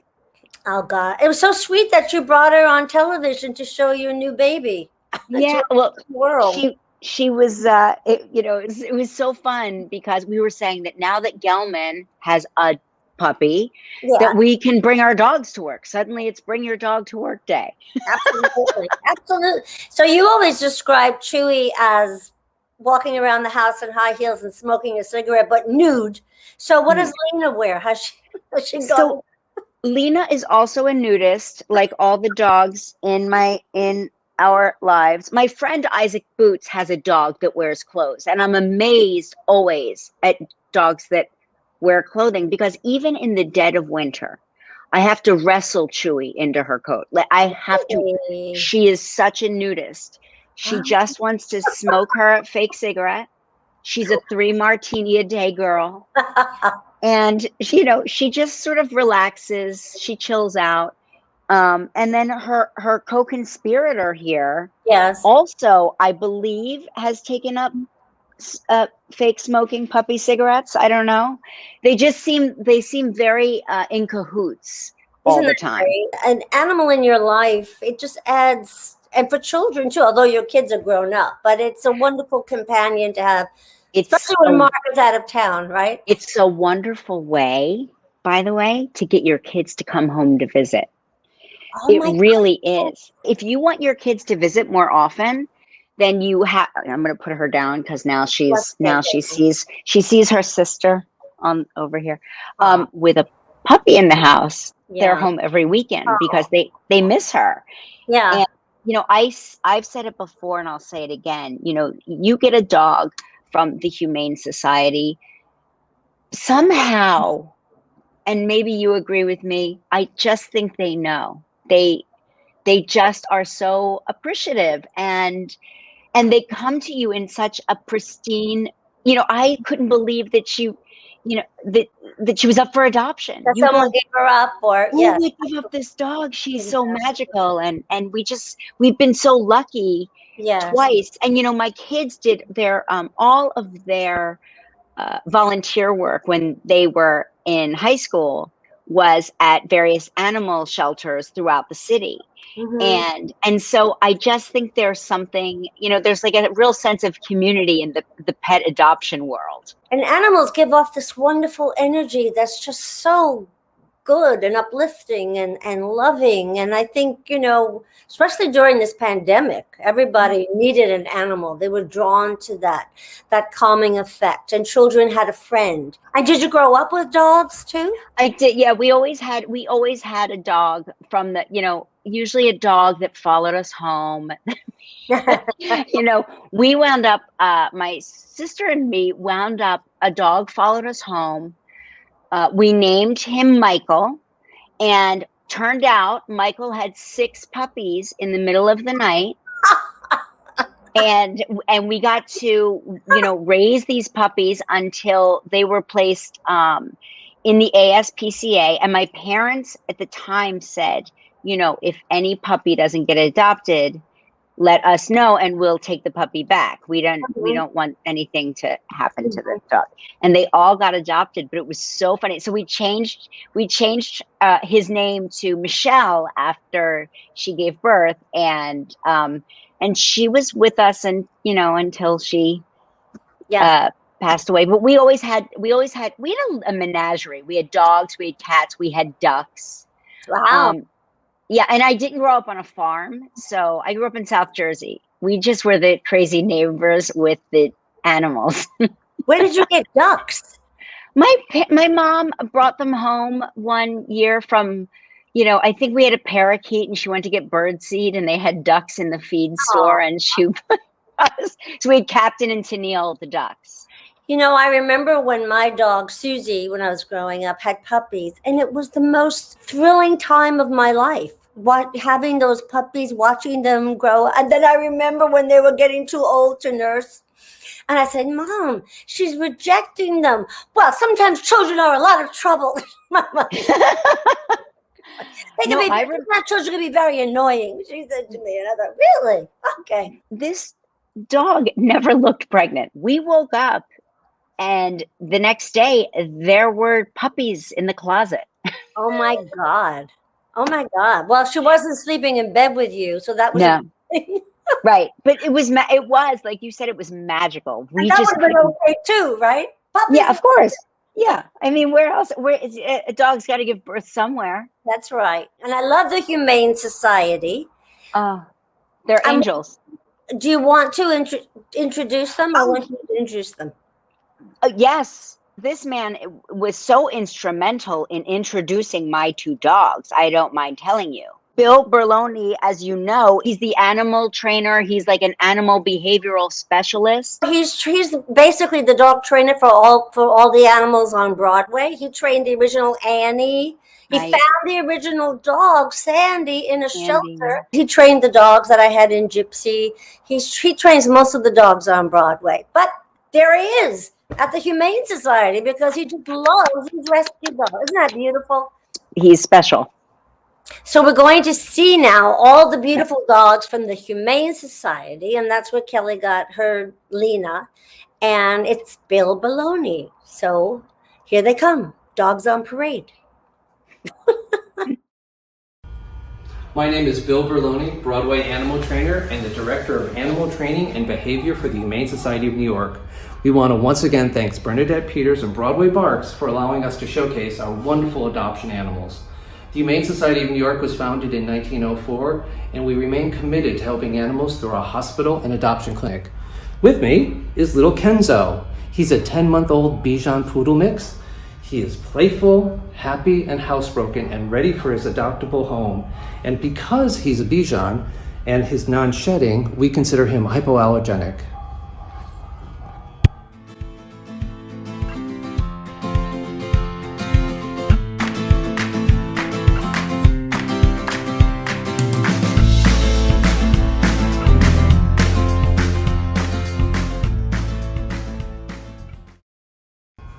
Delilah is an 8-month-old Dachshund puppy. She's sweet, housebroken, and loves playing with other dogs. We're looking for a home with Dachshund experience because to know a Dachshund is to love a Dachshund. All our dogs are spayed and neutered, up to date on shots, and microchipped.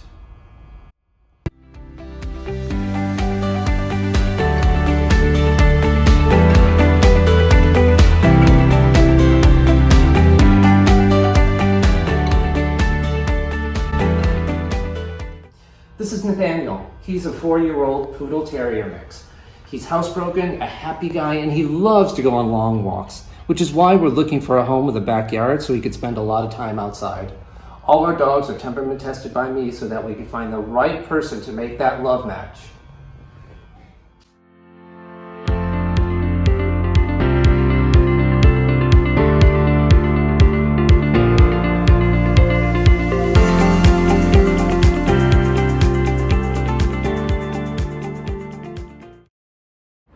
submit an adoption application, go to humanesociety.ny.org. Thank you, Broadway Barks.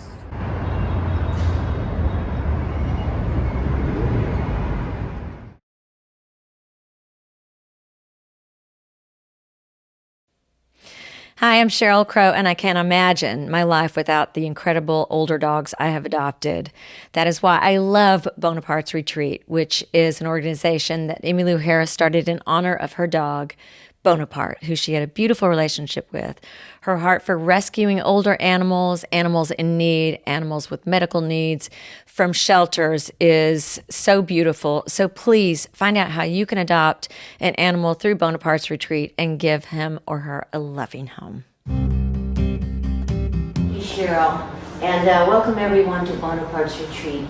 Here at Bonaparte's, we focus on dogs that sometimes get left behind at the shelters, the bigger dogs, senior dogs, dogs that have maybe medical issues, and sometimes an issue like separation anxiety, which this beautiful girl, Sheba, this 3-year-old Anatolian Shepherd mix, has been returned a couple of times at the shelter she was in.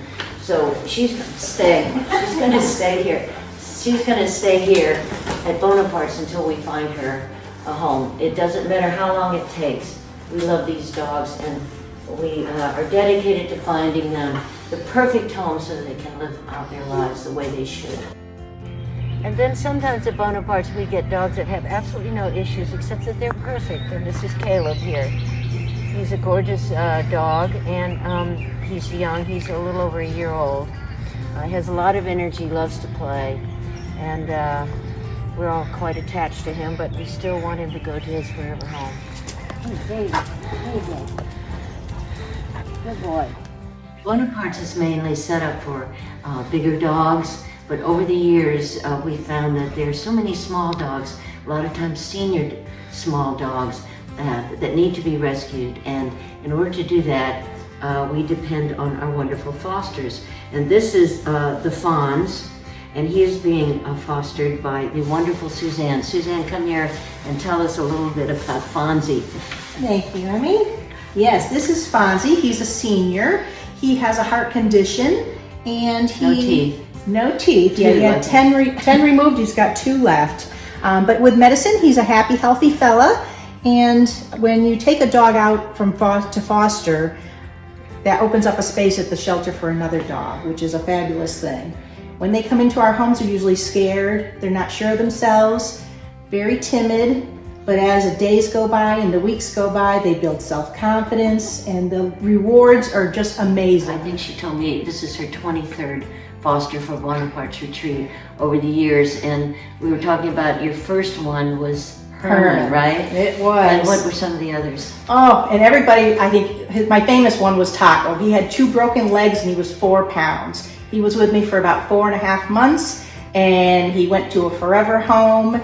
And he stayed for about a year, and it didn't quite work out, and he ended up going to a second forever home, which he's happy and doing life at the fullest. Thank you, Bernadette, so much for the work you have done and are still doing, and for continuing the Broadway Bark even during the pandemic. We're shining a light on the local shelters all around the country and the work that we're all trying to do to find homes for these wonderful, wonderful animals. They make our lives so much better.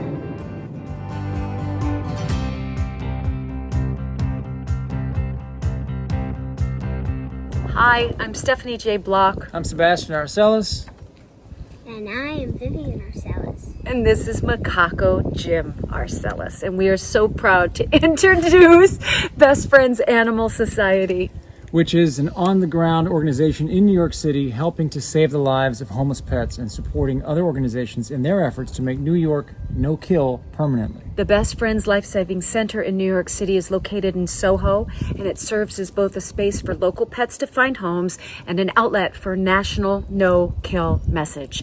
It's helping to spread the word about Best Friends' efforts to lead the country to no-kill by 2025. No kill. No kill. No kill. No kill. No kills. Thank you for your support. Thank you.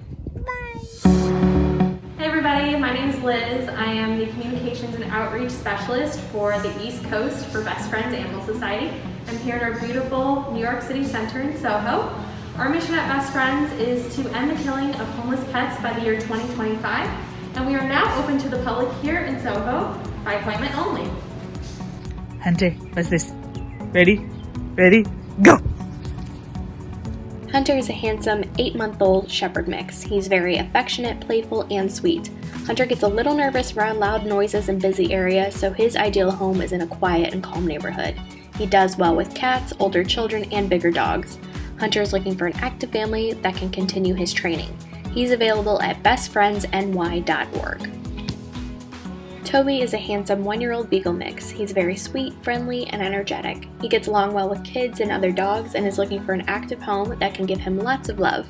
He's available at bestfriendsny.org.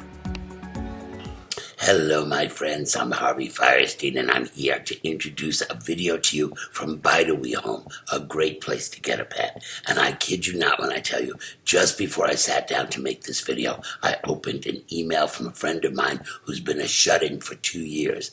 Last year, I got him a cat. I just opened this email saying it is amazing how this cat has become the biggest part of his life, and he would be totally lost without that love, that friendship. So watch this message from Baldwin Home and think about getting down there. I know I could never live without my pets. Hi, I'm Leslie Granger, President and CEO of Baldwin. As an animal lover and a theater lover, Broadway Barks is one of my very favorite events of the year. I'm hoping we can all be together again real soon. In the meantime, Baldwin is doing our best to bring our animals to you. Baldwin is one of the country's oldest animal welfare organizations with locations in Manhattan, in West Hampton, and Wontorek. And these are just a few of our animals available for adoption. This is Red. He is an incredibly cuddly and affectionate boy who's looking for a quiet home without other pets where he can be your one and only. This smart, handsome boy is Spotty Bo. He's sweet and really eager to learn, and he is looking for an adopter who can help him be the best boy he can. And this is JP. He's been with us for more than 2 years because he needs to be the only dog in the home without kids, but at the end of the day, all he really wants are cuddles and belly rubs. So whether you're looking for a small dog, a big dog, a puppy, or a kitten, a senior companion, our matchmakers can help you find the perfect pet for you and your family. Let us introduce you to your new best friend by visiting www.baldwin.org. Hey, what's up, Broadway Barks Virtual? I'm here with Mr. Handsome Sam Jackson. Today we want to amplify and lift up and let you know about Husky House. Husky House is committed to the rescue and shelter and care and adoption of stray, abandoned, and unwanted animals in the tri-state area. Husky House was founded by Lorraine Healy and is dedicated to helping abandoned Siberian Huskies, as well as all breeds of dogs, including mixes, have a second chance in life and a place to call home, which they so richly deserve. I know you're tired, aren't you, buddy? All right, we'll say bye to everybody. Sammy, say bye to Broadway. We'll see y'all later. My name is Gloria, and I'm a volunteer at Husky House, located in Matawan, New Jersey. Our rescue was founded by Lorraine Healy, and we're committed to helping abandoned Siberian Huskies, but we also ensure that any dog of any breed has a chance at a forever home. Huskies are commonly surrendered because most people don't research the breed and they just buy them because they're beautiful. So we work to educate the public on common husky behaviors as well as the importance of spaying and neutering your pets. We also have a soft spot for dogs with medical conditions that are often extensive and very costly. If you're interested in adopting one of our rescues, please visit our website at www.huskyhouse.org and stay tuned to see some of our adorable dogs that are available for adoption. First up, we will meet Kemet. Kemet is a little bit over a year old and was an owner surrender along with his sister. He is a great companion and loves to play catch with his toys. As you can see, unlike most Huskies, he actually brings the toy back. Kemet is very smart and knows how to sit and takes treats very gently. He walks well on leash and gets along with everyone, including kids. Kemet is just a goofy young boy looking for a family to love.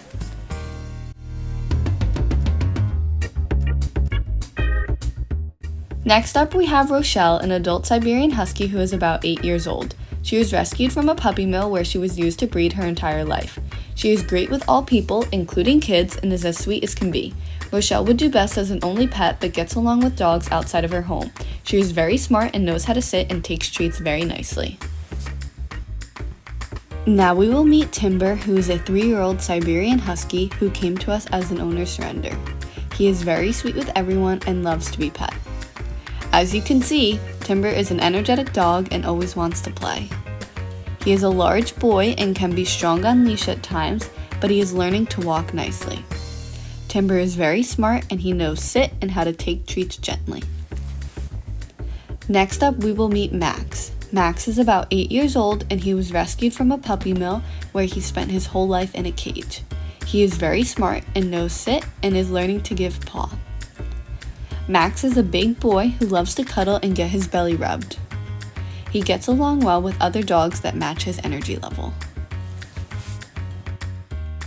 Now we will meet our red husky Cooper. Cooper is about 3 years old and was found as a stray. Unfortunately, he is heartworm positive, but he is currently going through treatment. He can't wait to be done with his treatment so he can run and play as much as he wants.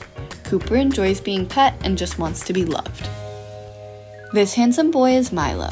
Milo is just about a year old and is looking for his forever home. As you can see, Milo is an energetic boy who loves to play with his toys, but he also enjoys playing with other dogs. Milo is very smart and knows how to sit. Now we will meet Xena, our Husky Shepherd mix. Xena is a sweet girl who loves to get her butt scratched and is always looking for cuddles. She is great with all people, including kids, and is an absolute angel on the leash. Xena is about 6 years old and was an owner surrender.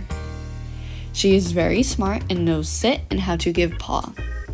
Xena would do best as an only dog in the home. Lastly, we will meet our honorary Husky, Lincoln. Lincoln is a Chihuahua mix who is about 5 years old. Originally from Texas, he was found as a stray and was so skinny his pelvis was sticking out. Lincoln loves to play with his toys and walks well on leash. He is completely potty trained, but would do best in a home without kids. He can be selective with his canine friends, so he would do best in a home with a calm dog or no other pets. Lincoln loves to cuddle and will always make you smile.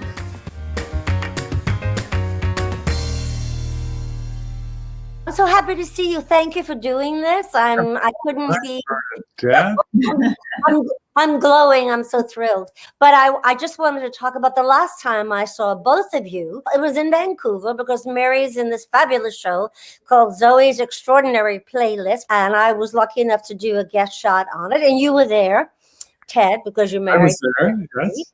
And one night, Mary said, was so gracious and said, would you like to come over to the house we're staying in for some homemade vegetable soup and homemade cornbread? And he said, I'll have you picked up at 6 o'clock. So I go downstairs and who's there to drive us, pick us up? It's Ted. And I'm going, oh my God.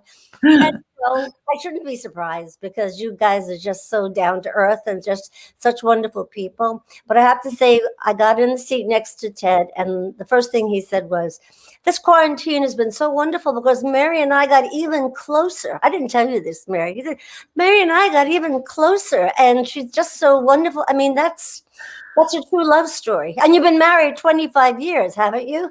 And yeah. 25? Yeah. 26. 25. We'll go 25. No, it's 26 now. I think it's 26. It's 26. Even more time with you. Isn't it precious? It's a precious time. It was so lovely. So at dinner, which was fun, there was a puzzle in the middle of the table, which I think is such a great centerpiece. Because we know we're kind of boring. So sometimes when the conversation peters out, guests can start doing the puzzle and everyone's happy. For yourself. I always loved puzzles, jigsaw puzzles. My dad and I did them together when I was little, but in COVID, I was unprepared for how important my puzzles became to me. They were like the only kind of entertainment I had available to me besides just listening to you. See what I mean? Yeah. During a dinner party, they come in handy. Yeah. You got bored and you. Well, Anyway, I did it for a little while, but then I was out. No, you were not a great puzzle No. partner. it was not a boring night because then Ted decided to let us in on that he has a bad back, and so he can't sit up in bed to watch television. So these are the glasses they're amazing. He can lie in bed, and so he let us all try them on. Let me give you the full thing that Mary looks over at, because I also wear these. My ninja warrior, sort of. I don't know. It is really a strange look, and Yeah, very sexy somehow comforting, I would think. for me. He's not going anywhere. He's No one would have him. He's very, very comforting. But let's talk about this show, Zoe's playlist, because I got to work with you and you, Mary, and you are just so amazing. And we had fun. We really, that was, you being there was definitely the highlight of season 2 for me. When you know that you're going to do a song and dance with Bernadette Peters, it can be very intimidating. But when I first started this show, where I was the oldest person on the show, but also the least experienced by far, I remember driving to work one day and I passed a church, and there was this saying, a quote on the outside of on the church sign, and it said, "Comparison is the thief of joy." Wow. And it was like my angels needed me to hear that. And every minute of that was a joyful experience for me. You were great because you were so joyful. In fact, there was this a part of it where you danced down the aisle in the greenhouse, and I got to be on one end to watch you, and you were just so loving music and dancing, and you had your 1,000-watt smile, and I was loving you so much. I saw you looking at me, enjoying you. And then you realize maybe in the next take, you should look in the camera. I know. They said we were a great pair. So I'm hoping that means there's more Bernadette Mary duets. This past week, I've been rewatching your movies time after time, and Melvin and Howard. And I go, well, of course she's a movie star. Look at her. You came on the scene. You were this unique, magical creature, beautiful, and unlike anyone that we've ever seen before. And so pure, and so lovely. I mean, I'm anxious to watch them again. And Ted, I'll watch it on TV. You're going to watch us both. You see, I was just going to say, Ted has been our person of choice for television for a long time, like 40 years or so. And you see that little bit you just did? That's why we love you. Because I'm a silly man. Mary is often said she fell in love with me because I'm a silly man. Yeah. You're silly in the very best way, but you're also deep as you know what, and soulful. So I wouldn't just love you if you were just silly. Yes, that's true. No, I mean, we fell in love with you as Sam Malone, and then you went on to be Becker, and then The Good Place, and then I'm watching you now on Mr. Mayor. And Ted, you're such a wonderful actor. You were the chosen one for television all these years, and there is a reason. There's more than just silly. There's a soul that we like to watch. And I do. We both do. We both love going to work, and that helps a lot. Now, I know you have a great love of animals, Mary, and Ted, because in the makeup trailer, there was a lovely 5-month-old poodle puppy named Emmett. I know that you have a great love of animals. I do. I have loved, especially, I've had different kinds of animals, but I especially love doggies. And I especially am prone to dogs that have like a little shepherd in them. There's Arthur. Oh, now Arthur's he's mixed with something else you had mentioned. Not sure what. Could be Pomeranian. He's looking a bit, I will say that in COVID, first I started by giving Ted a haircut, and he seemed to like it until his first opportunity to have Rita, who you met on the show, who had the puppy. When she was going to cut his hair, he never wanted me to cut his hair again, because the truth is, It's been a sore point. it's been a real sore point. But then I turned my attention to Arthur, and I groomed Arthur. It's really not very good. So if he looks a little funky, that might be really my fault. Does anyone notice that when to show disdain, Arthur snorts? Literally. I'm not sure everyone agrees that some people say that they're happy when they do that. I don't know. I'm thinking disdain. Disdain. Pretty cute. Pretty cute. He's 15 and a half years old, and he's still really got a little bit of a puppy in there, and he's in great shape. And we, of course, treasure him more than ever. Yes. I mean, he's just so special. One of our doggies, speaking of disdain, was our little Mexican rescue dog. She'd never really been in a house. She slept on the ground. She was part of a pack of dogs, and she was the smallest. So she was starving. A pack of bigger dogs. Yeah, she was really starving. She was in bad shape. What was funny about Lulu was that she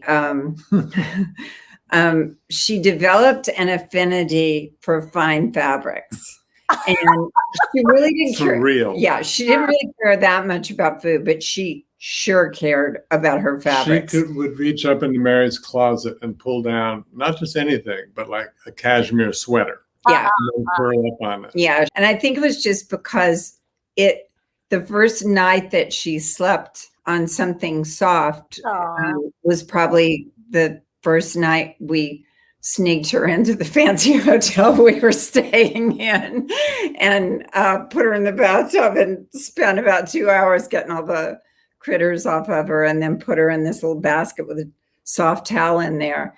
And that, I think she associated being rescued and saved with fabric. And so that was it. I couldn't leave anything on the ground ever, or she made it into a bed.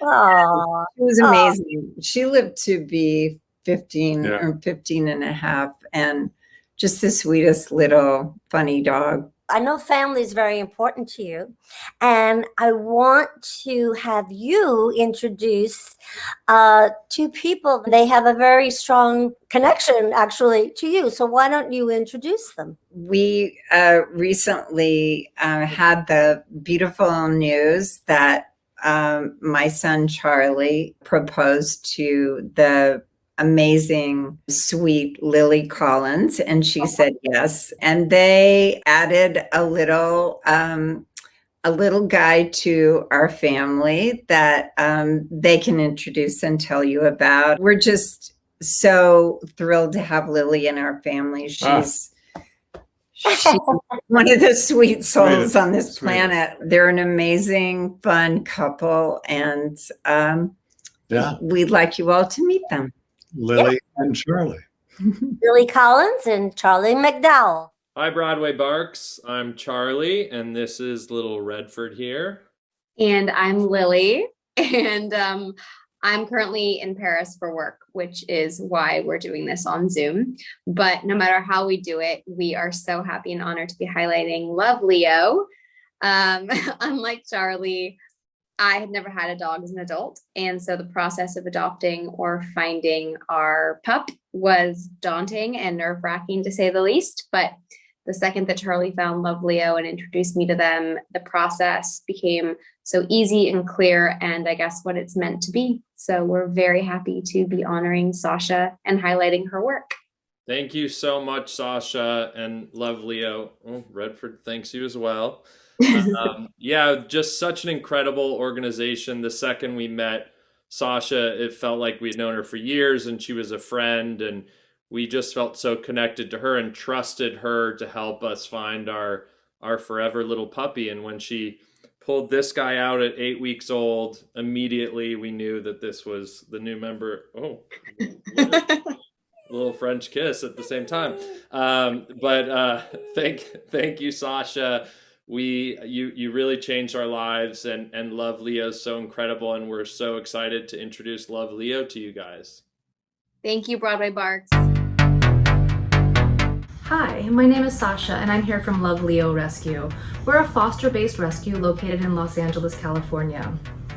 We specialize in medical dogs, so we like to take on dogs that need a little extra help getting out of the shelters. Gammy is a perfect example of that. She is an 11-year-old Chihuahua that had a massive hernia when we rescued her. She also needs a dental, which we will take care of once she's kind of settled into her foster home. And she has a heart condition, so this little girl is looking for a quiet place to land. We take on a lot of dogs that need surgery to repair broken legs or other complicated things that the shelter can't provide. In addition to that, we also provide free spay and neuter to low-income residents, both here in Los Angeles as well as in Tijuana. We do that to help deal with the pet overpopulation crisis, and a lot of people just don't have the funds to cover that surgery, so that's our way of helping the community. We've been around for about 5 years as a nonprofit, and I personally was involved in rescue prior to that. And you can contact us through email, which is loveleorescue@gmail.com. That's loveleorescue, all one word, @gmail. Or you can go to our website, which is loveleorescue.org. We look forward to hearing from you, and we're going to show you some of the dogs that are here with us today. Meet Mila. This little girl came to us from the streets of Mexico. One of our followers was there and saw her on the street covered in ticks and looking hungry and sad, and asked if we could help, and we said yes. Mila was born with a funny little front leg, so it kind of looks like a little chicken wing instead of a leg. But that doesn't slow her down at all. She gets around just fine. She's very playful and happy. Mila came to us, and shortly after she arrived in Los Angeles, she came down with a very horrible virus for dogs called parvo, and so she spent about a week in the hospital recovering from that. But now Mila is feeling really good. She's eating great. She's enjoying time in her foster home, and she's looking for a forever home in Los Angeles. Meet Ladybird. This beautiful 10-month-old Mastiff mix puppy was rescued from the desert with a broken leg and some bite wounds on her. Ladybug is a little shy at first, but she's a real sweetheart, and she's very comfortable in her foster home with all the other dogs. She's going to probably be around 80 pounds at maturity. She's very dog friendly, and we're hoping that we can get that leg back and make it functioning, but we're not sure yet. She has a couple more weeks of recovery to go before we'll have an answer on that. This is Gammy. Gammy is an 11 to 12-year-old little 6-pound Chihuahua girl that came to us after she was surrendered to the shelter. Gammy is quiet, and she just wants a quiet place to relax and call her own. She's very sweet, but she's a little scared, so we're just trying to be very gentle with her and give her some time to decompress from everything she's been through. And she's also available for a forever home in Los Angeles. Hi, I'm Annaleigh Ashford. And I'm Jack. And this is Gracie, and we are so happy to be sharing the word for this year's Broadway Barks. Today we get to share an amazing shelter with you. It's called Pet Rescue. It's an all-volunteer foster-based rescue that believes that all dogs deserve a chance. Their main focus is rehabilitating small dogs and puppies, most of which have been abandoned, handicapped, or abused. Once secured, they are placed into foster homes where they are vetted, groomed, evaluated, and rehomed. When am I going to say the words too? Okay, you get to next. They are located in Tenafly, New Jersey, and will sponsor adoptions within a 1/2 hour radius of Tenafly. My turn. Okay, it's your turn. Old dogs need a home. Thank you. Thank you. Bye. Bye. And this is my mother, and I also have Lego sets. Okay. Bye.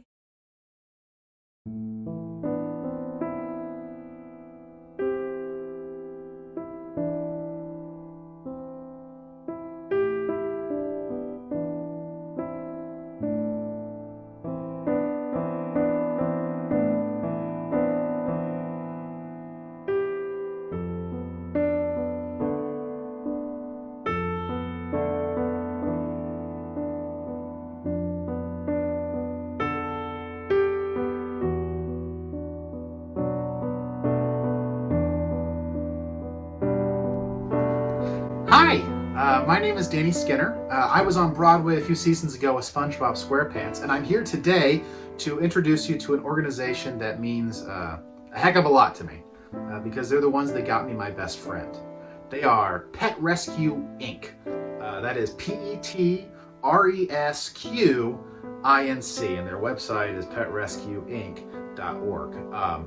Pet Rescue Inc. is a non-funded, non-subsidized, all-volunteer 501c3 no-kill animal rescue. That means they focus on saving animals that are on death row, ones that have been abused, neglected, discarded, ones that are victims of natural disasters, and some that are just medically needy. This is Adelaide. Adelaide, I adopted when I was in SpongeBob SquarePants on Broadway, and it's probably the best decision I ever made. Adelaide, unfortunately, when she was first found, checked a lot of those boxes. She was found on the side of the road in the middle of winter, multiple pounds underweight, and with rocks in your belly. What were you doing with rocks in your belly? But Pet Rescue Inc. got her and made sure that that wasn't the end of the story. They got her into a loving foster home. They made sure that she got the veterinarian care that she needed, and then they made sure that she found herself a forever home. Well, that's me. I'm your forever home. So, Pet Rescue Inc. They're made up of all volunteers. The volunteers use their homes. It's a foster-based community. Donations are their lifeblood. This year has been extremely difficult. It's been extremely difficult for the entire rescue community, and Pet Rescue Incorporated is no exception. And they never want there to be an opportunity for somebody to have to choose between feeding their kids and feeding their dogs. Pet Rescue Inc.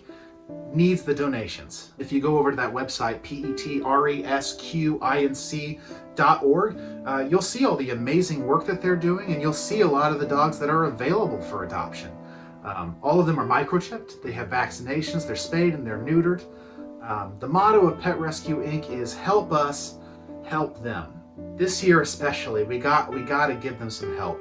The donations are what allows them to give everybody, all of these dogs, the opportunity they deserve. Because I think, just one more time, because there needs to be more Adelaides in the world. There's got to be good second chapters. Every dog deserves a chance. So, you want to say the motto with me? You ready? On the count of 3. 1, 2, 3. Help us, help them. You messed up your line.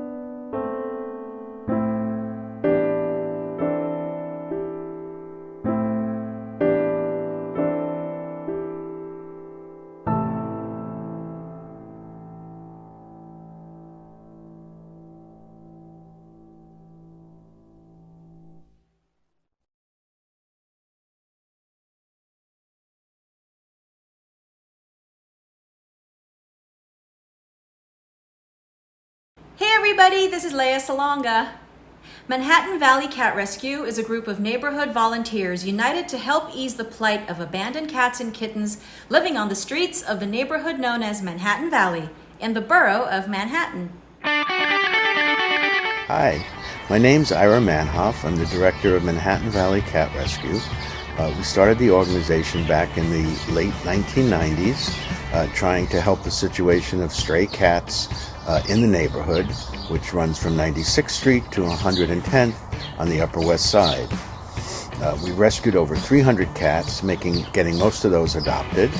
And we'd currently like to highlight 4 cats that are available for adoption. We have Pepsi, who was a deli cat who was abandoned in the neighborhood. And we took him in, got him neutered, and he would make a great pet. He is a bit of a bully with other cats. We also have Rusty. Rusty is one of our oldest cats. He's over 16. Rusty was also found wandering the streets, and he is affectionate, real lap cat. Then we have Curly. Curly was rescued at the Animal Care and Control the day he was to be put down. He was ill. He's totally healthy now and very affectionate as well. And then there's Verna. Verna was found in front of an abandoned building in Mount Vernon, actually. So we do occasionally go to other areas. And she is very shy, but otherwise a sweet cat. We hope you would consider adopting one of these cats. The best way to contact us is email. That's IRRIMAN@verizon.net. And we'd be happy to give you more information or set up a day and time for you to meet any of these cats. Thank you.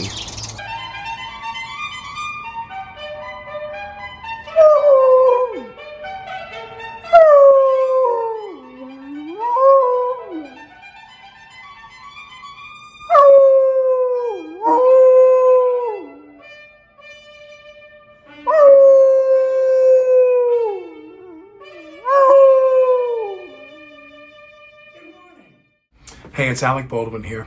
I've had a home on the East End of Long Island for a long, long time. And although there are many things out there that people think are emblematic of living in the Hamptons, as people say, but one of the most important organizations out there is the Animal Rescue Fund of the Hamptons, ARF. And all of the services that are provided by ARF are so critical because the place is just teeming with animals, teeming with pets, it's teeming with horses and so forth. Animals for recreation, and I hope you will do whatever you can to help support their work. Hi, I'm Scott Howe, Executive Director of ARF, the Animal Rescue Fund of the Hamptons. ARF has been helping homeless and abandoned animals since 1974. Over the last 46 years, tens of thousands of cats and dogs have received compassion, care, and ultimately found their forever homes through the commitment of our staff and volunteers. Here are a few of our adoptable dogs who, for no fault of their own, have been overlooked by potential adopters. We're here at Broadway Barks hoping you can change that. Monica is long overdue for a home. She's an energetic and affectionate 8-year-old dog who is described as the life of the party. She loves people and lives to please, and as you can see, she is such a good girl. Do you have an extra rubber ducky in your tub for Monica? Prince recently came to ARF after his family unfortunately could no longer care for him. He is a playful, energetic 1-year-old pup who makes the funniest sounds when he plays tug of war with his favorite rope toy. He's a strong dog, but don't let that fool you, he's a complete mush. Oh, and did we mention he can jump? Help us find his way back into a home. Gunner is a 6-year-old lab mix who is super smart and loves to show off his obedience skills. He needs time to get to know you, but he really is a good boy who deserves a second chance at a life outside a shelter. Perk might be 5 years old, but he plays more like a puppy. He is a fun-loving, rambunctious dog who loves to entertain himself by tossing his toys in the air. The secret way to win his heart? Give him a good scratch on his back end.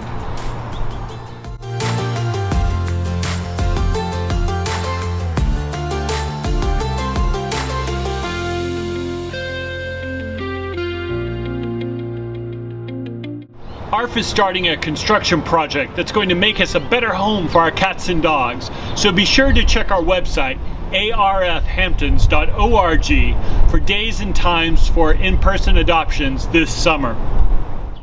Hello, My name is James Monroe Eaglehart, and anybody who knows me knows that I love cats. So I am so glad to be able to present to you Angelical Cats Rescue. It's a volunteer organization dedicated to rescuing, rehabilitating, and adopting out New York City's homeless cats and kittens. They focus on local shelter animals in immediate danger of being euthanized. Through a coalition of volunteer advocates and foster caregivers, ACR extends a last-minute lifeline of time, attention, and care needed to ultimately place these abandoned animals into permanent loving homes. So come on, y'all. You know what to do. Go out there, donate, get a cat, bring it home, let it purr. That's 9 lives. That's amazing. It's the most amazing thing. But that's just me. I'm a cat daddy, so I can't help myself. Angelical Cats is a great organization that's been around for 20 years in New York City, and we have connections with all 5 boroughs. We take in sick, abandoned, homeless, ill, injured, abused cats. We foster them in our network of fosters, and we find them forever homes through adoption events and through our website and through word of mouth and social media. Angelical Cats is all volunteer. We rely mostly on donations.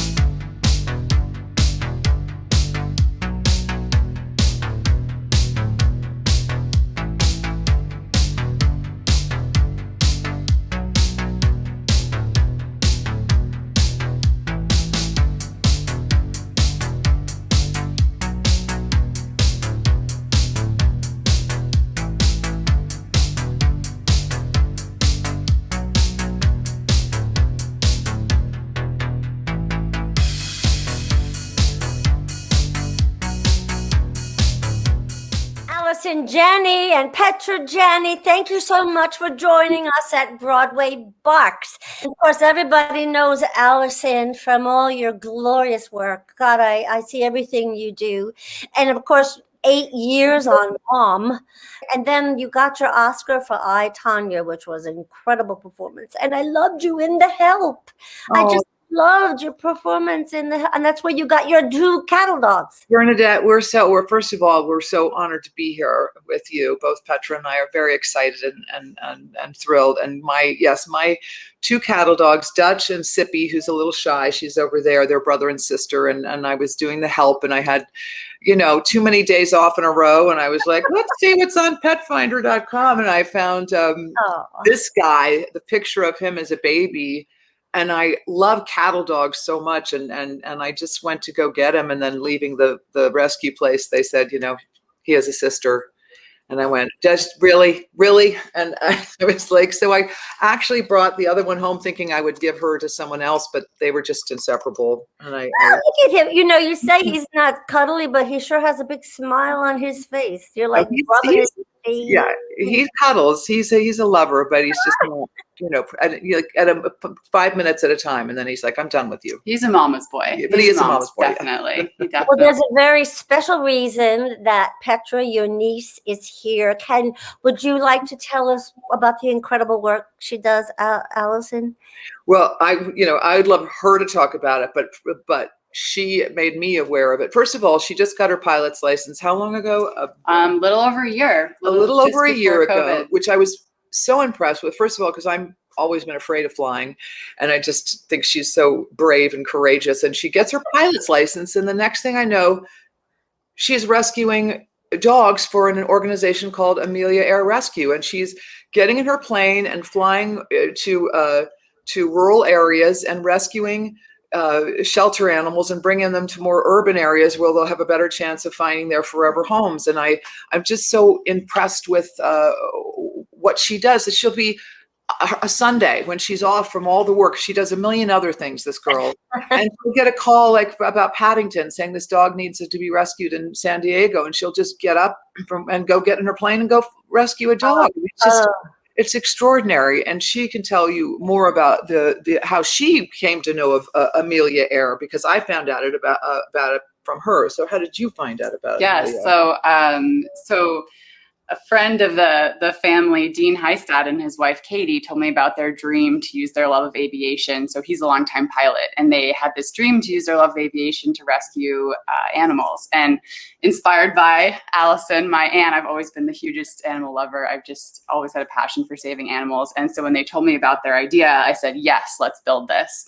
So that summer, it was the summer of 2019. So they were flying our first rescue missions, and I was kind of behind the scenes, building the fundraising mechanisms and building a charity and building the website, and also learning to fly, because of course I couldn't just be behind the scenes helping out. I wanted to be in the plane saving animals as quickly as possible. So I got certified to fly in 3 months, actually, which is pretty fun because I was really motivated, right? I'd always wanted to learn to fly, but I never had this kind of motivator, this reason to get my pilot's license and to save animals. That was the dream come true. You always loved animals, and then you had this opportunity to put your two passions together. I mean, I love animals. I don't think I'd want to fly a plane. That's okay. You and me both. It's almost like fate. And Allison, you always do you think you got your love of animals from Allison, Petra? You always loved animals? Definitely. I love that she gives that to me, credits that to me. But I certainly did. I grew up in a family that we had. At one point, I remember having 14 kittens and 4 cats and two dogs and gerbils and guinea pigs and rabbits. And I've just always found a connection with animals unlike any other connection I've ever experienced before. And whenever I'm with my dogs, I feel I'm never more in the present than I am with them. They make me feel right here, right now, and loved and calm. And they give me so much. And I'm just, that just stayed with me. And but I've never put my love of animals to the degree that what she does is I like to support them, of course, and give money where I can and show up where I can. But the fact that she took it a step further just makes me so proud of her. It just makes me cry. And I saw the video that they put together. I just sit there and cry. I don't know if I'd be able to do it actually, because I would actually probably have to take every dog home with me because I couldn't let them go. I love them so much. It's tough. It is tough. That is the toughest part. Let's look at that video. Let's look at that video that you put together.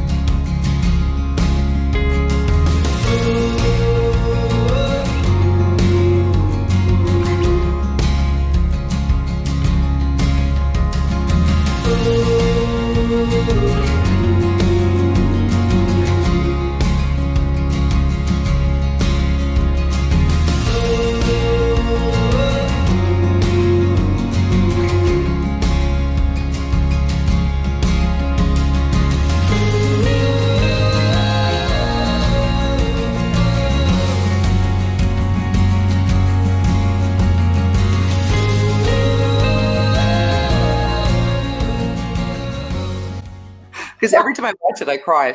You cry. Yeah. That's so amazing. Beautiful, heroic, and you're saving animals. You're saving people too, because what happened during this pandemic is everything you just described, Allison, before about what an animal does for you and how present it makes you feel and how safe it makes you feel. And they have an important purpose, and they stepped forward into their purpose, I think, during this time. I just love what you do. And because of that, my co-founder, Mary Tyler Moore, who loved animals so much, we wanted to present you with the Mary Tyler Moore Award. Hector, Jenny, and Amelia Air Animal Rescue for all their miraculous work rescuing companion animals. For your compassion makes the world a better place for all of us. Oh my gosh, Bernadette, I'm just blown away. I can't believe it. She's such an inspiration to so many people and performers and animal lovers all over the world. And I already feel like I want to go out and have such a bigger impact because of you are recognizing us and because what Allison does to celebrate our organization. It's truly the honor of my lifetime. Oh, no. Oh, look. Oh. Look at that. I didn't expect that. Bernadette, how did you do that? Bernadette, you magic That's maker. So amazing. Oh, well, that's fabulous. You deserve that and more. And because you deserve more, from Tiffany, we have a Tiffany heart. And I had to pick red because your heart encompasses all the love. So big. Your heart is so big to include all these animals in it and compassionate. And I love you for it. Bernadette, that's beautiful. What an incredible token of gratitude and love and support. I'm so moved. I'm trying not to cry because I'll mess up my makeup. So. I wanted you to meet David too, who's Petra's boyfriend, who flies with us. He's the one who actually gave her the flowers just now. Allison has been a supporter of Broadway Barks for quite a long time, because when she was in 9 to 5 on Broadway, she came in person. Oh, look at me. Look how cute. Oh my, I saw you on 9 to 5. Look how young I was. Oh my God, look at that cute little dog. I can't believe I didn't take that. I'm surprised he's not here right now. Dog too. We have you with this dog too. Oh, look at that guy. So sweet. Oh just my God. The best. My God. Anyway, Yeah. Allison, I can't thank you enough for helping Petra. Petra, I can't thank you enough for doing what you do. Mwah, I love you so much for that. You're helping the world. You're helping the world, both of you. Bernadette, your work is extraordinary, what you and Mary started. And you're amazing. Thank you. Thank We're you. in awe of what you do. You're amazing too. Together we'll help, all of us. Mwah, thank you so much. And again, you so deserve this award. So much Thank love. you. It means the world to me. Thank you, Bernadette. Yo, what's up, everybody? It's David Diggs. I'm here with Moose. Say hi, Moose. You don't care. But we're here to talk to you about Animal Care Center NYC. They partner with over 200 animal placement organizations in the city to help find homes for the city's neediest cats, dogs, and rabbits. So if you know you got some love to give, I promise they have an animal for you that needs some love. All right, Animal Care Center NYC. Yee. Say goodbye, Moose. Just full of life and energy. My name is Julia Levick, and I am the Foster Outreach Supervisor at the Animal Care Centers of New York City. ACC is the only open admission shelter in New York, serving 9 million New Yorkers, and on average we help nearly 30,000 pets a year, both inside our shelter and outside in the community. We welcome our adopters, fosters, volunteers, and donors to join us in our mission to end animal homelessness in New York City. We want you to meet Trust. At 9 years old, this sweet lady is technically a senior, but we don't think she knows it. She loves going for walks with her fosters and has been incredibly wonderful with all the people she meets. Trust is looking for a home from her foster. Meet Remy. At 12 years old, this lady is another of our sweet seniors.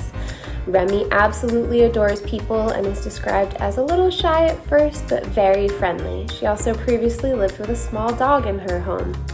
Please inquire about adopting Remy and Trust from ACC today. My daughter Lisa and I have always had animals. We've lived with them our whole lives, and we love them. And so I can't imagine living without an animal. Adopt a Dog was started in 1981 when 3 Greenwich, Connecticut residents, Donna, Gloria, and Pam, became concerned about the number of abandoned animals in local shelters.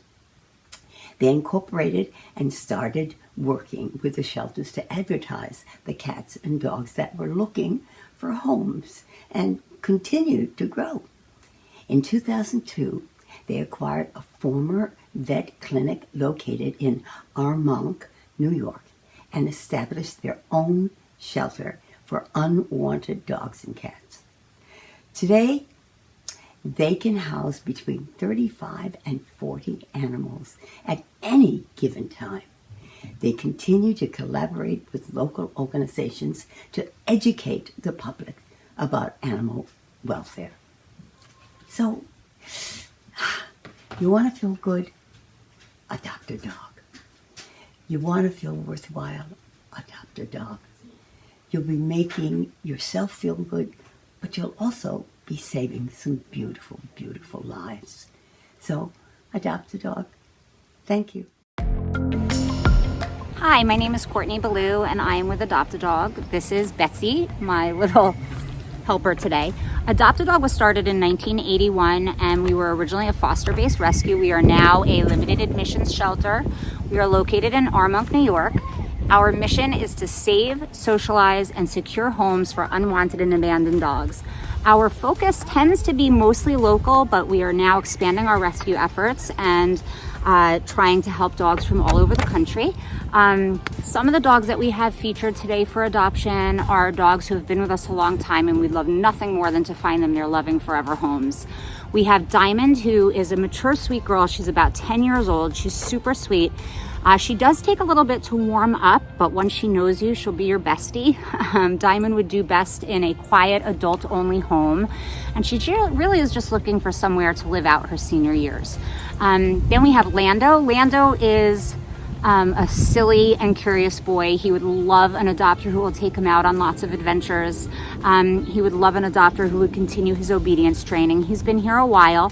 Lando can do well with some dogs. He would love to ideally be a one and only, but he doesn't have to be. Then we have Roscoe. Roscoe is a senior Connick Corso. We think he's around I believe 10 or 11 years old. We would love a breed experienced home for Roscoe. He is kind of a typical Connick Corso and bonds to his person. Again, a senior boy who we would love to get out of the shelter and find a loving forever family for. And then we have TJ. TJ is a newer addition to Adopt a Dog. We took him in a few months ago as an owner surrender from a family in New York City. He's a big boy. He's about 85 pounds. We think he's probably like a pit bull mastiff mix or American bulldog boxer mix. We don't really know. We just know that he's adorable. He would love a home where he got lots of attention and some good exercise because TJ loves to run around and play. And we just want to thank you for letting Adopt a Dog participate in Broadway Barks. We're really grateful for the opportunity, and it takes, a lot of people to make a difference, and we appreciate your help. The best way to contact us is through our website at www.adoptadog.org or via email info@adoptadog.org. Thanks so much. Hey everyone, I'm Megan Hilty, and I'm thrilled to be a part of Broadway Barks 2021. I always say that the first true loves of my life were 2 Jack Russell Terriers named Harley and Gracie. My 4-legged babies taught me all about unconditional love, loyalty, and responsibility. So, it is with great pleasure that I get to introduce one of my favorite organizations, Best Friends Animal Society, Los Angeles. Best Friends runs the No Kill LA Adoption Center in the heart of West Los Angeles. The Adoption Center, which opened in August 2013, features adoptable cats and dogs from featured No Kill LA Coalition partners. Here's Best Friends. Hi, my name is Peggy Kennedy, and I'm a marketing and outreach specialist with Best Friends Animal Society here in Los Angeles. Best Friends is leading the no-kill movement across the country, and here in Los Angeles, we collaborate with rescue partners, shelters, and passionate individuals to save dogs and cats across Los Angeles and the Southern California area. As part of our mission, we run the Best Friends Life Saving Center here in Mission Hills. We also have the West LA Pet Adoption Center, and we lead the NKLA Coalition. We have both dogs and cats available for adoption at our adoption facilities, and today we have several wonderful dogs to show you. First up is Hazel. Hazel is a 2-year-old Dutch Shepherd mix. She's got fantastic energy. She's young and happy and sassy and would love to go home with you. Next up is Bigfoot, and Bigfoot is just a gentle giant. He is 115 pounds of pure love. He is a Mastiff mix. He's about 6 years old, and as you can see, he just likes belly rubs and hanging out with you. Next up is Emerson. Emerson is a Shepherd mix. He's about 5 years old, and he has been doing great in his foster home. He knows all sorts of commands. He loves to give paw. He loves belly rubs, and he loves chasing his ball around in the yard and in the house. Are you so handsome? Oh, yeah. Good boy. Good boy. I'm Christine Baranski, and this is my grandson, Spider-Man, and the family dog named Frankie. And we would like you to support Broadway Barks and your local ASPCA shelter, because you know what? There is nothing like a dog. Nothing in the world. When you're blue and in a fog, just go out and adopt a dog. Bye, say bye, Spider-Man. Bye. Woo! The ASPCA's mission is to provide effective means for the prevention of cruelty to animals throughout the U.S., including programs across New York City. At the ASPCA Adoption Center, we help homeless cats and dogs find loving families, while the ASPCA Kitten Nursery prepares orphaned kittens for adoption. The ASPCA also offers low-cost veterinary care for pets of New York City residents living in underserved communities, with the goal of keeping pets and people together. Let's meet some ASPCA dogs and cats. Bruno is a goofy boy who loves belly rubs and other dogs. He'd love a home outside the city. Twingles is a low-key gal who loves treats and rolling around on the ground. Malta is a shy gal looking for a loving, dedicated adopter to help her continue to blossom. A sassy lady, it's Unity's way or the highway. And we have kittens of various ages, colors, and temperaments available for adoption. For more information, visit aspca.org/adopt. Mandy Patankin, Catherine Grody, I love you both, and everyone knows that Mandy, who Mandy is from his Broadway and his movies and his television, and Catherine Grody's a wonderful actress and writer, and has been in, how many movies have you been in, Catherine? Like 19? Oh my God, Bernadette, I'm not in very many movies. No, I love you. Off-Broadway actress and a few little movies here and there. You've been in like 19 movies. You're kidding me. I didn't know that. Yeah, I know. Yeah, that's because I had to earn my keep, you know. Come on, you got to say hi to Bernadette. Wait a minute. Is Becky there? Yes. Your daughter, Becky, you introduced her as Oh my God. Oh, hi, Becky. My big girl. There she is. Oh, hi, Becky, darling. Now, Bernadette, let me tell you something.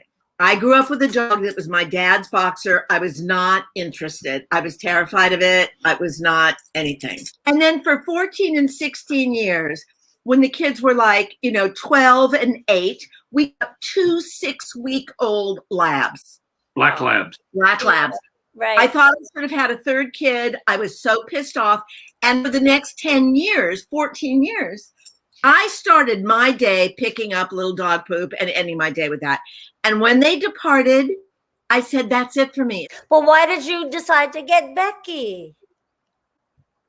Well, he'd been pining for a dog for several years. I said, as long as you can take care of it. He said he's too busy. Then the pandemic happened. And you know that expression, there's nothing so bad that good can't come from it. Right. I said, But we didn't get the dog because of the pandemic. I did. No. I'd been wanting the dog, and the kids, were saying Dad should get a dog. And we came up to the country, and the COVID had just started, but New York had not shut down yet. And we went to the rescue place up here in the country. And we met 2 dogs, and they just weren't Patinkins or Grodies. And so, and the lady said to us, I know what you need. You need a soulful dog. Oh. And I know the dog for you. And there's like a little gate about waist high, a little gate. And Catherine goes in first, and Becky leaps up on the gate, puts her paws on the gate. And when she's, standing up, she's not 7 feet tall, she's really tall, 6 and Catherine, the minute she saw Becky, I knew she was in love with her. And I knew that there'd be no issue when we were going home. And we took her home, and she changed our life. And she has just been such a gift to both of us. And she turned my wife, Catherine Grody, into a genuine dog lover. Well, wait a minute. She loves this dog. I just want to say something, Bernadette, because this really is the essence of this relationship. I said I would consider a dog if it was small enough to fit in his lap, not embarrass him. And it absolutely had to have hair and not fur, because I was not going to be covered in fur the rest of my life. And this is a sign that either I've grown or something shrunk. That I fell in love with. We're shrinking, Bernadette. A half Great Pyrenees, half white lab that I will be covered in this stuff the rest of my life. I wish I could find something. But we love her. Well, you have a sweet little video on your Twitter where you both like cuddling, and you're just talking about how much you love Becky. Oh, I tell you. And how she's unconditional love, and talk about nonverbal. Do you remember what you said, Catherine? No. It's unconditional because they don't talk. Yes, that's right. That's right. They can't give critical feedback. It's a perfect relationship for him. But Becky does talk. Like, ask me a question. I'll be Becky. Ask me a question, Bernadette. Becky, what? I have a problem. I'm hoping to you can help me solve it. What do you think? Do you think I should wear the blue dress or the red dress? I must say, Bernadette, it is a pretty profound relationship, and it makes you practice loving living things that are not like yourself. It does. I have a lot in common with. Yeah, a lot in common. And you, especially because of this COVID quarantine thing, you spend so much time with them, you realize what a large vocabulary they have and how much they actually understand. They just don't have the words. That's all. And now you are both an internet sensation. Sensation. That makes you, and because your son Gideon decided to video. What made him decide to video? He had to park 2 horses that he was traveling across the country by himself with, and come back here because he wanted to care for us, and he wasn't safe out there. He was worried about us. He would always take his phone out, and he was interested with different people in the family. To sort of archive things, just for posterity, family archives. He asked us, how are you? And we said, well, we just had a big fight. That resonated with a lot of people, evidently. So he films it, and then he comes to us a day later, because I started all of this social media to bring awareness to the refugee crisis, the work I do with International Rescue Committee, and I don't even know how to do half of it. People help me. And he puts it out there, and all of a sudden, people come to the IRC site that hadn't come before. Yeah, that was the purpose, that we were trying to grow the site. But I have to say, your site, I don't think I'm going to let a day go by where I don't go on your site, because first of all, it's an uplifting, amusing, but you also bring to light all the things that are going on in the world that we should all put our attention to, and you tell us how to help them. You have the links. That's my proudest thing, Bernadette. That I have 2 sons that are not entitled, spoiled people that really spend their lives giving back and educating us, and these grown men, Bernadette, everyone knew these men when they were just born. And actually, Gideon wasn't born when we did Sunday. And Isaac was 2 years old, and we have those amazing pictures at the recording studio with him. Yeah. And, Bernadette knew them before one of them was even thought of, No, I did. I remember little Isaac, you were backstage and he had to sneeze and he sneezed in your pocket, Catherine, because you taught him. You taught him not to sneeze on people. So he opened your pocket and he sneezed in your pocket. It was pre-COVID little blonde baby. What you guys are doing is helping the world. I just think you're such humanitarians, and you should get a humanitarian award. Not that that's why you do it, and I'm sure you will one day. The Twitter and the Instagram is so hysterical because Gideon will go, "Mom, fast. What are your ideas from Russian politics to soft cheeses?" that puts them in the refrigerator. He has to leave them out. They're very kind about how my mind works. They know very well at this point how it works. They're more amused by it than my husband, who sometimes says, "What? Where did that come from?" And then I have to walk him back to where that came from.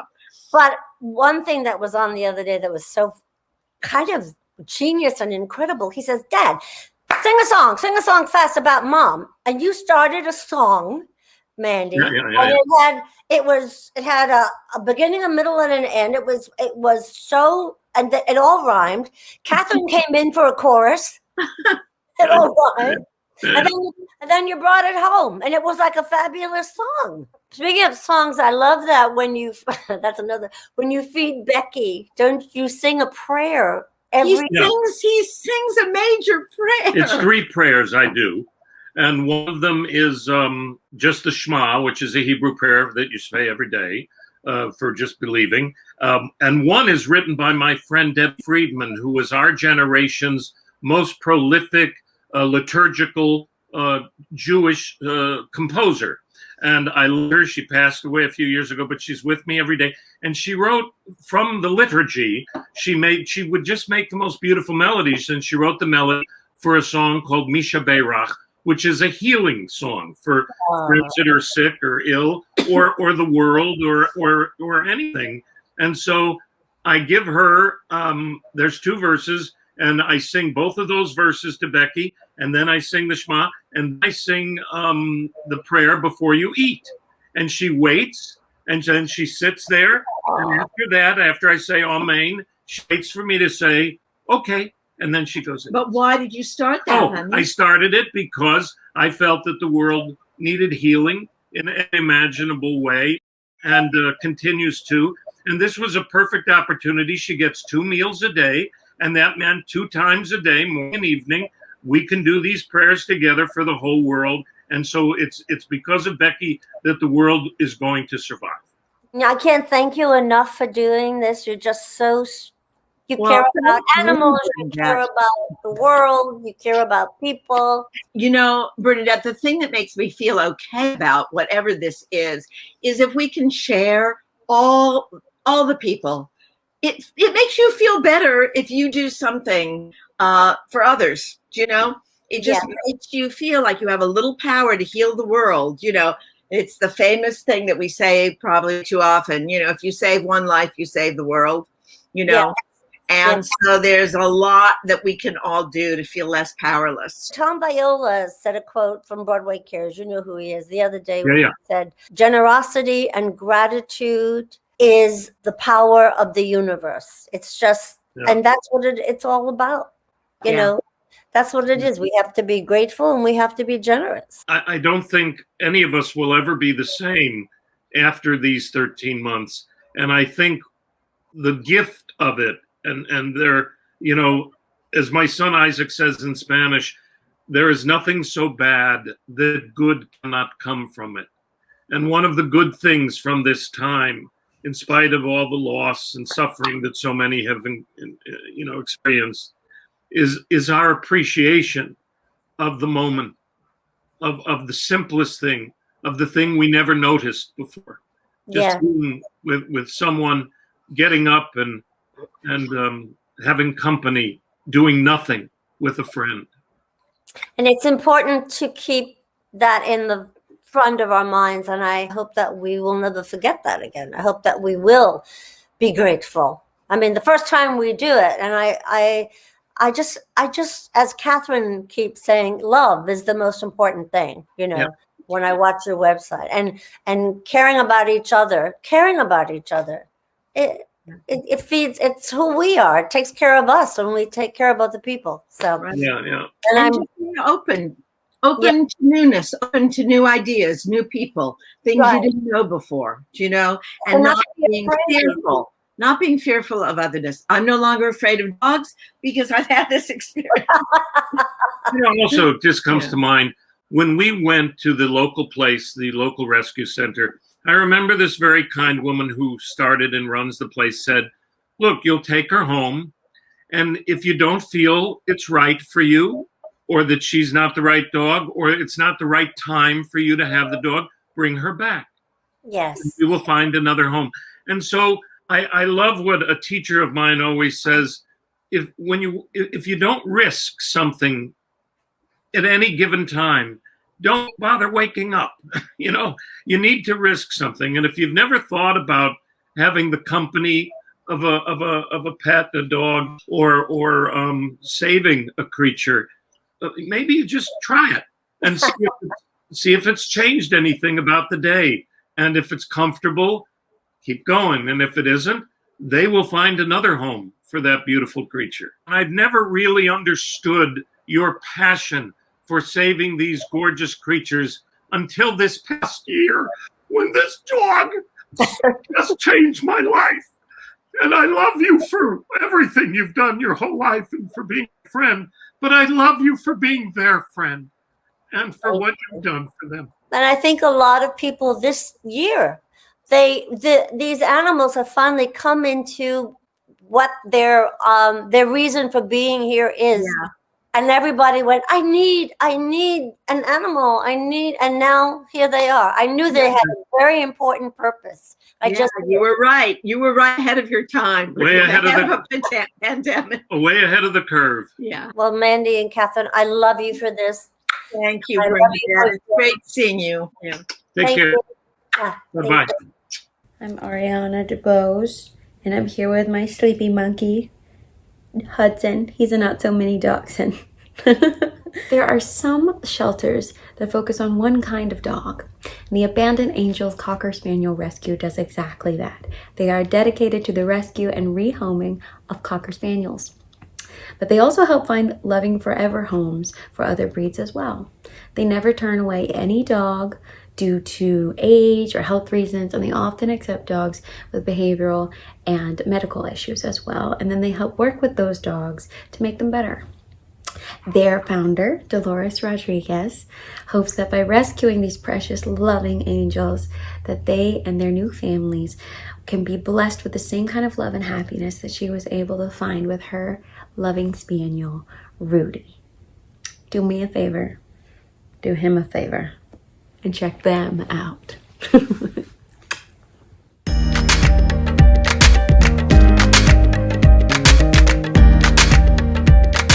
This is Mosaic.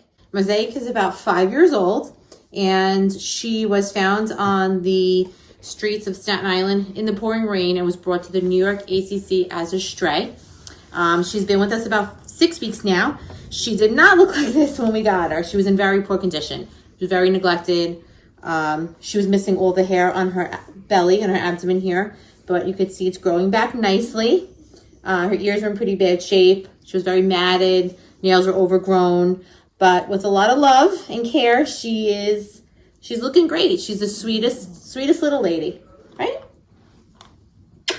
This is Ellie. She's a 9-month-old chocolate sable Cocker Spaniel looking for her forever home.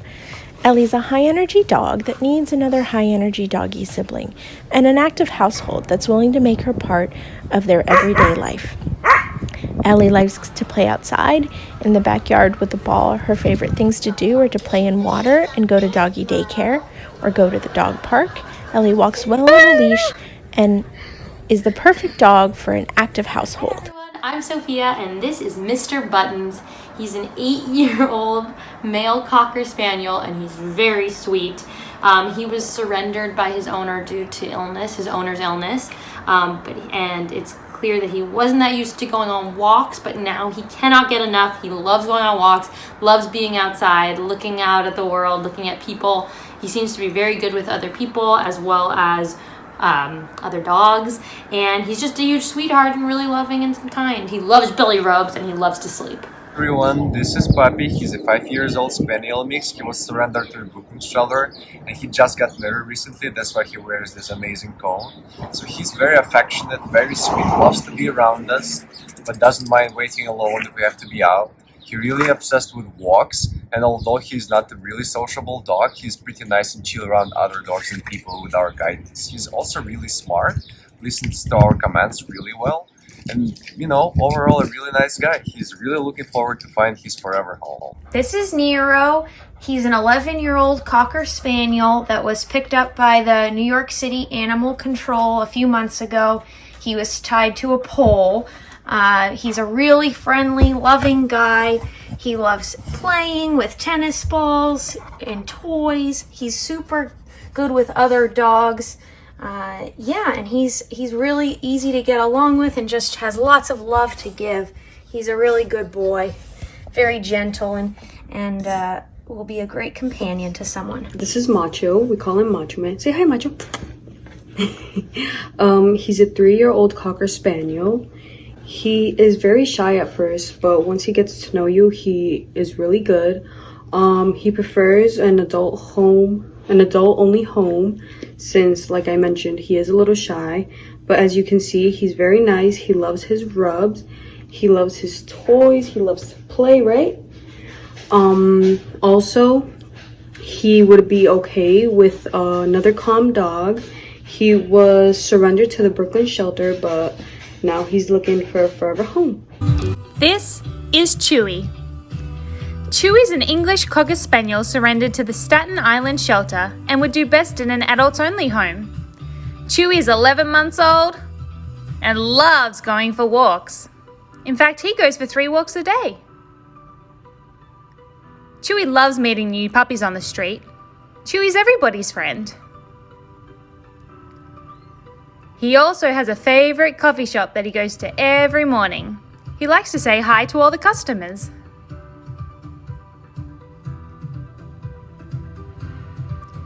Chewy's favorite toy is Dino the Dino.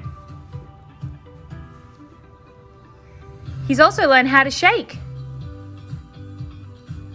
He gives paw, he drops, and he rolls.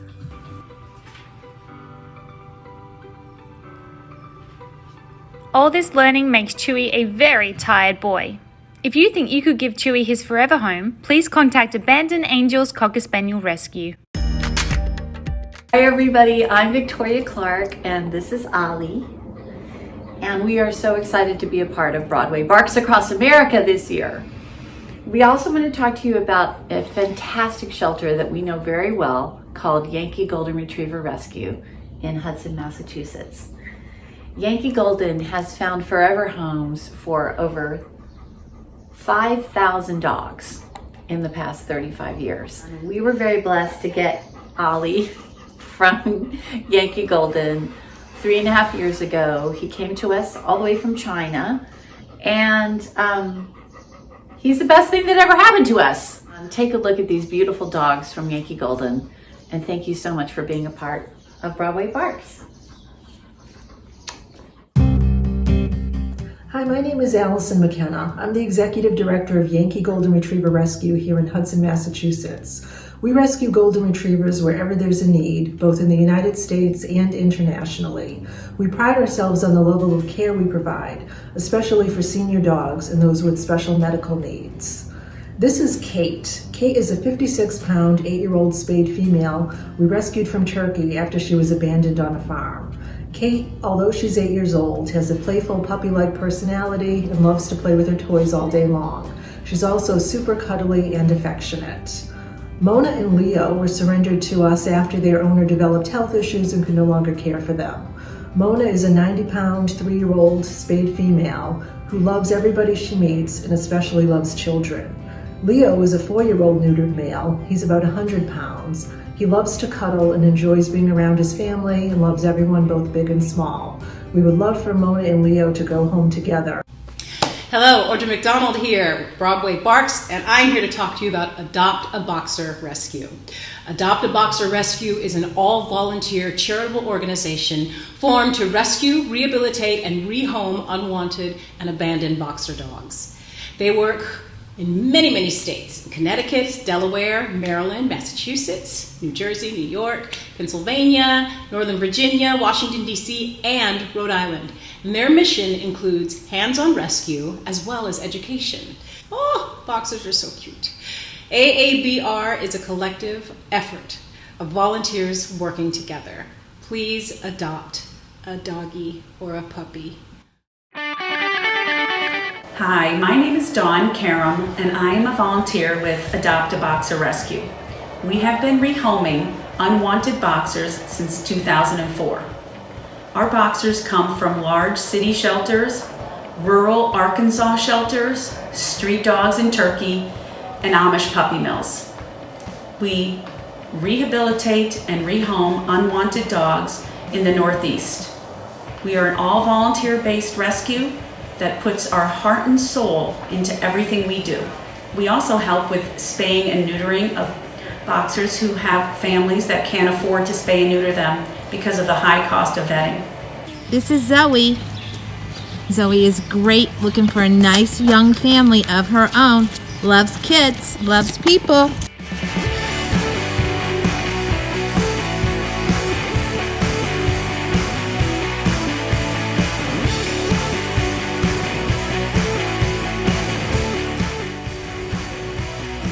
Lily, hey, can you sit? Can you sit? Lily, sit. Good girl. Good girl. We do everything we can to help the breed we love. You can get in touch with us at adoptaboxerrescue.com. Thank you so much. So that's it. I hope you enjoyed our event. Perhaps you found a four-legged friend. And we wanted to mention two friends of Broadway Barks that we lost this year. David Risley, our webmaster, who was a great animal lover. He loved and took care of dogs and cats and wildlife and skunk and deer and earthworms and spiders. He loved all animals, great and small. And Philip J. Smith, chairman of the board of the Shubert organization. Phil was so funny, and he had one of the biggest hearts you'd ever want to meet. And we will miss them very much. So, everyone, we'll see you next year live in Shubert Alley. Say bye. Bye. Say bye. Can I bribe you? Oh, can I bribe you? Bye.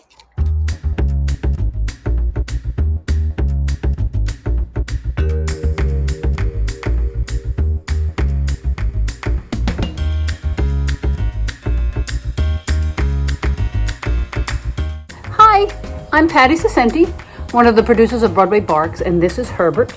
Got him 19 years ago at Pet Eye Care. He's my best friend. Hi everyone, I'm Paul Wontorek. I'm one of the producers of Broadway Barks, and this is Henry.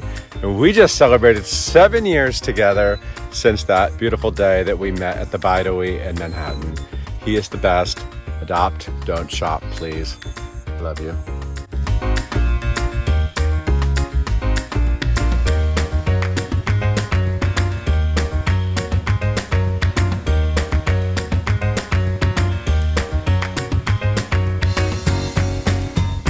Hey everybody, my name is Richard Hester, and this is Ziggy.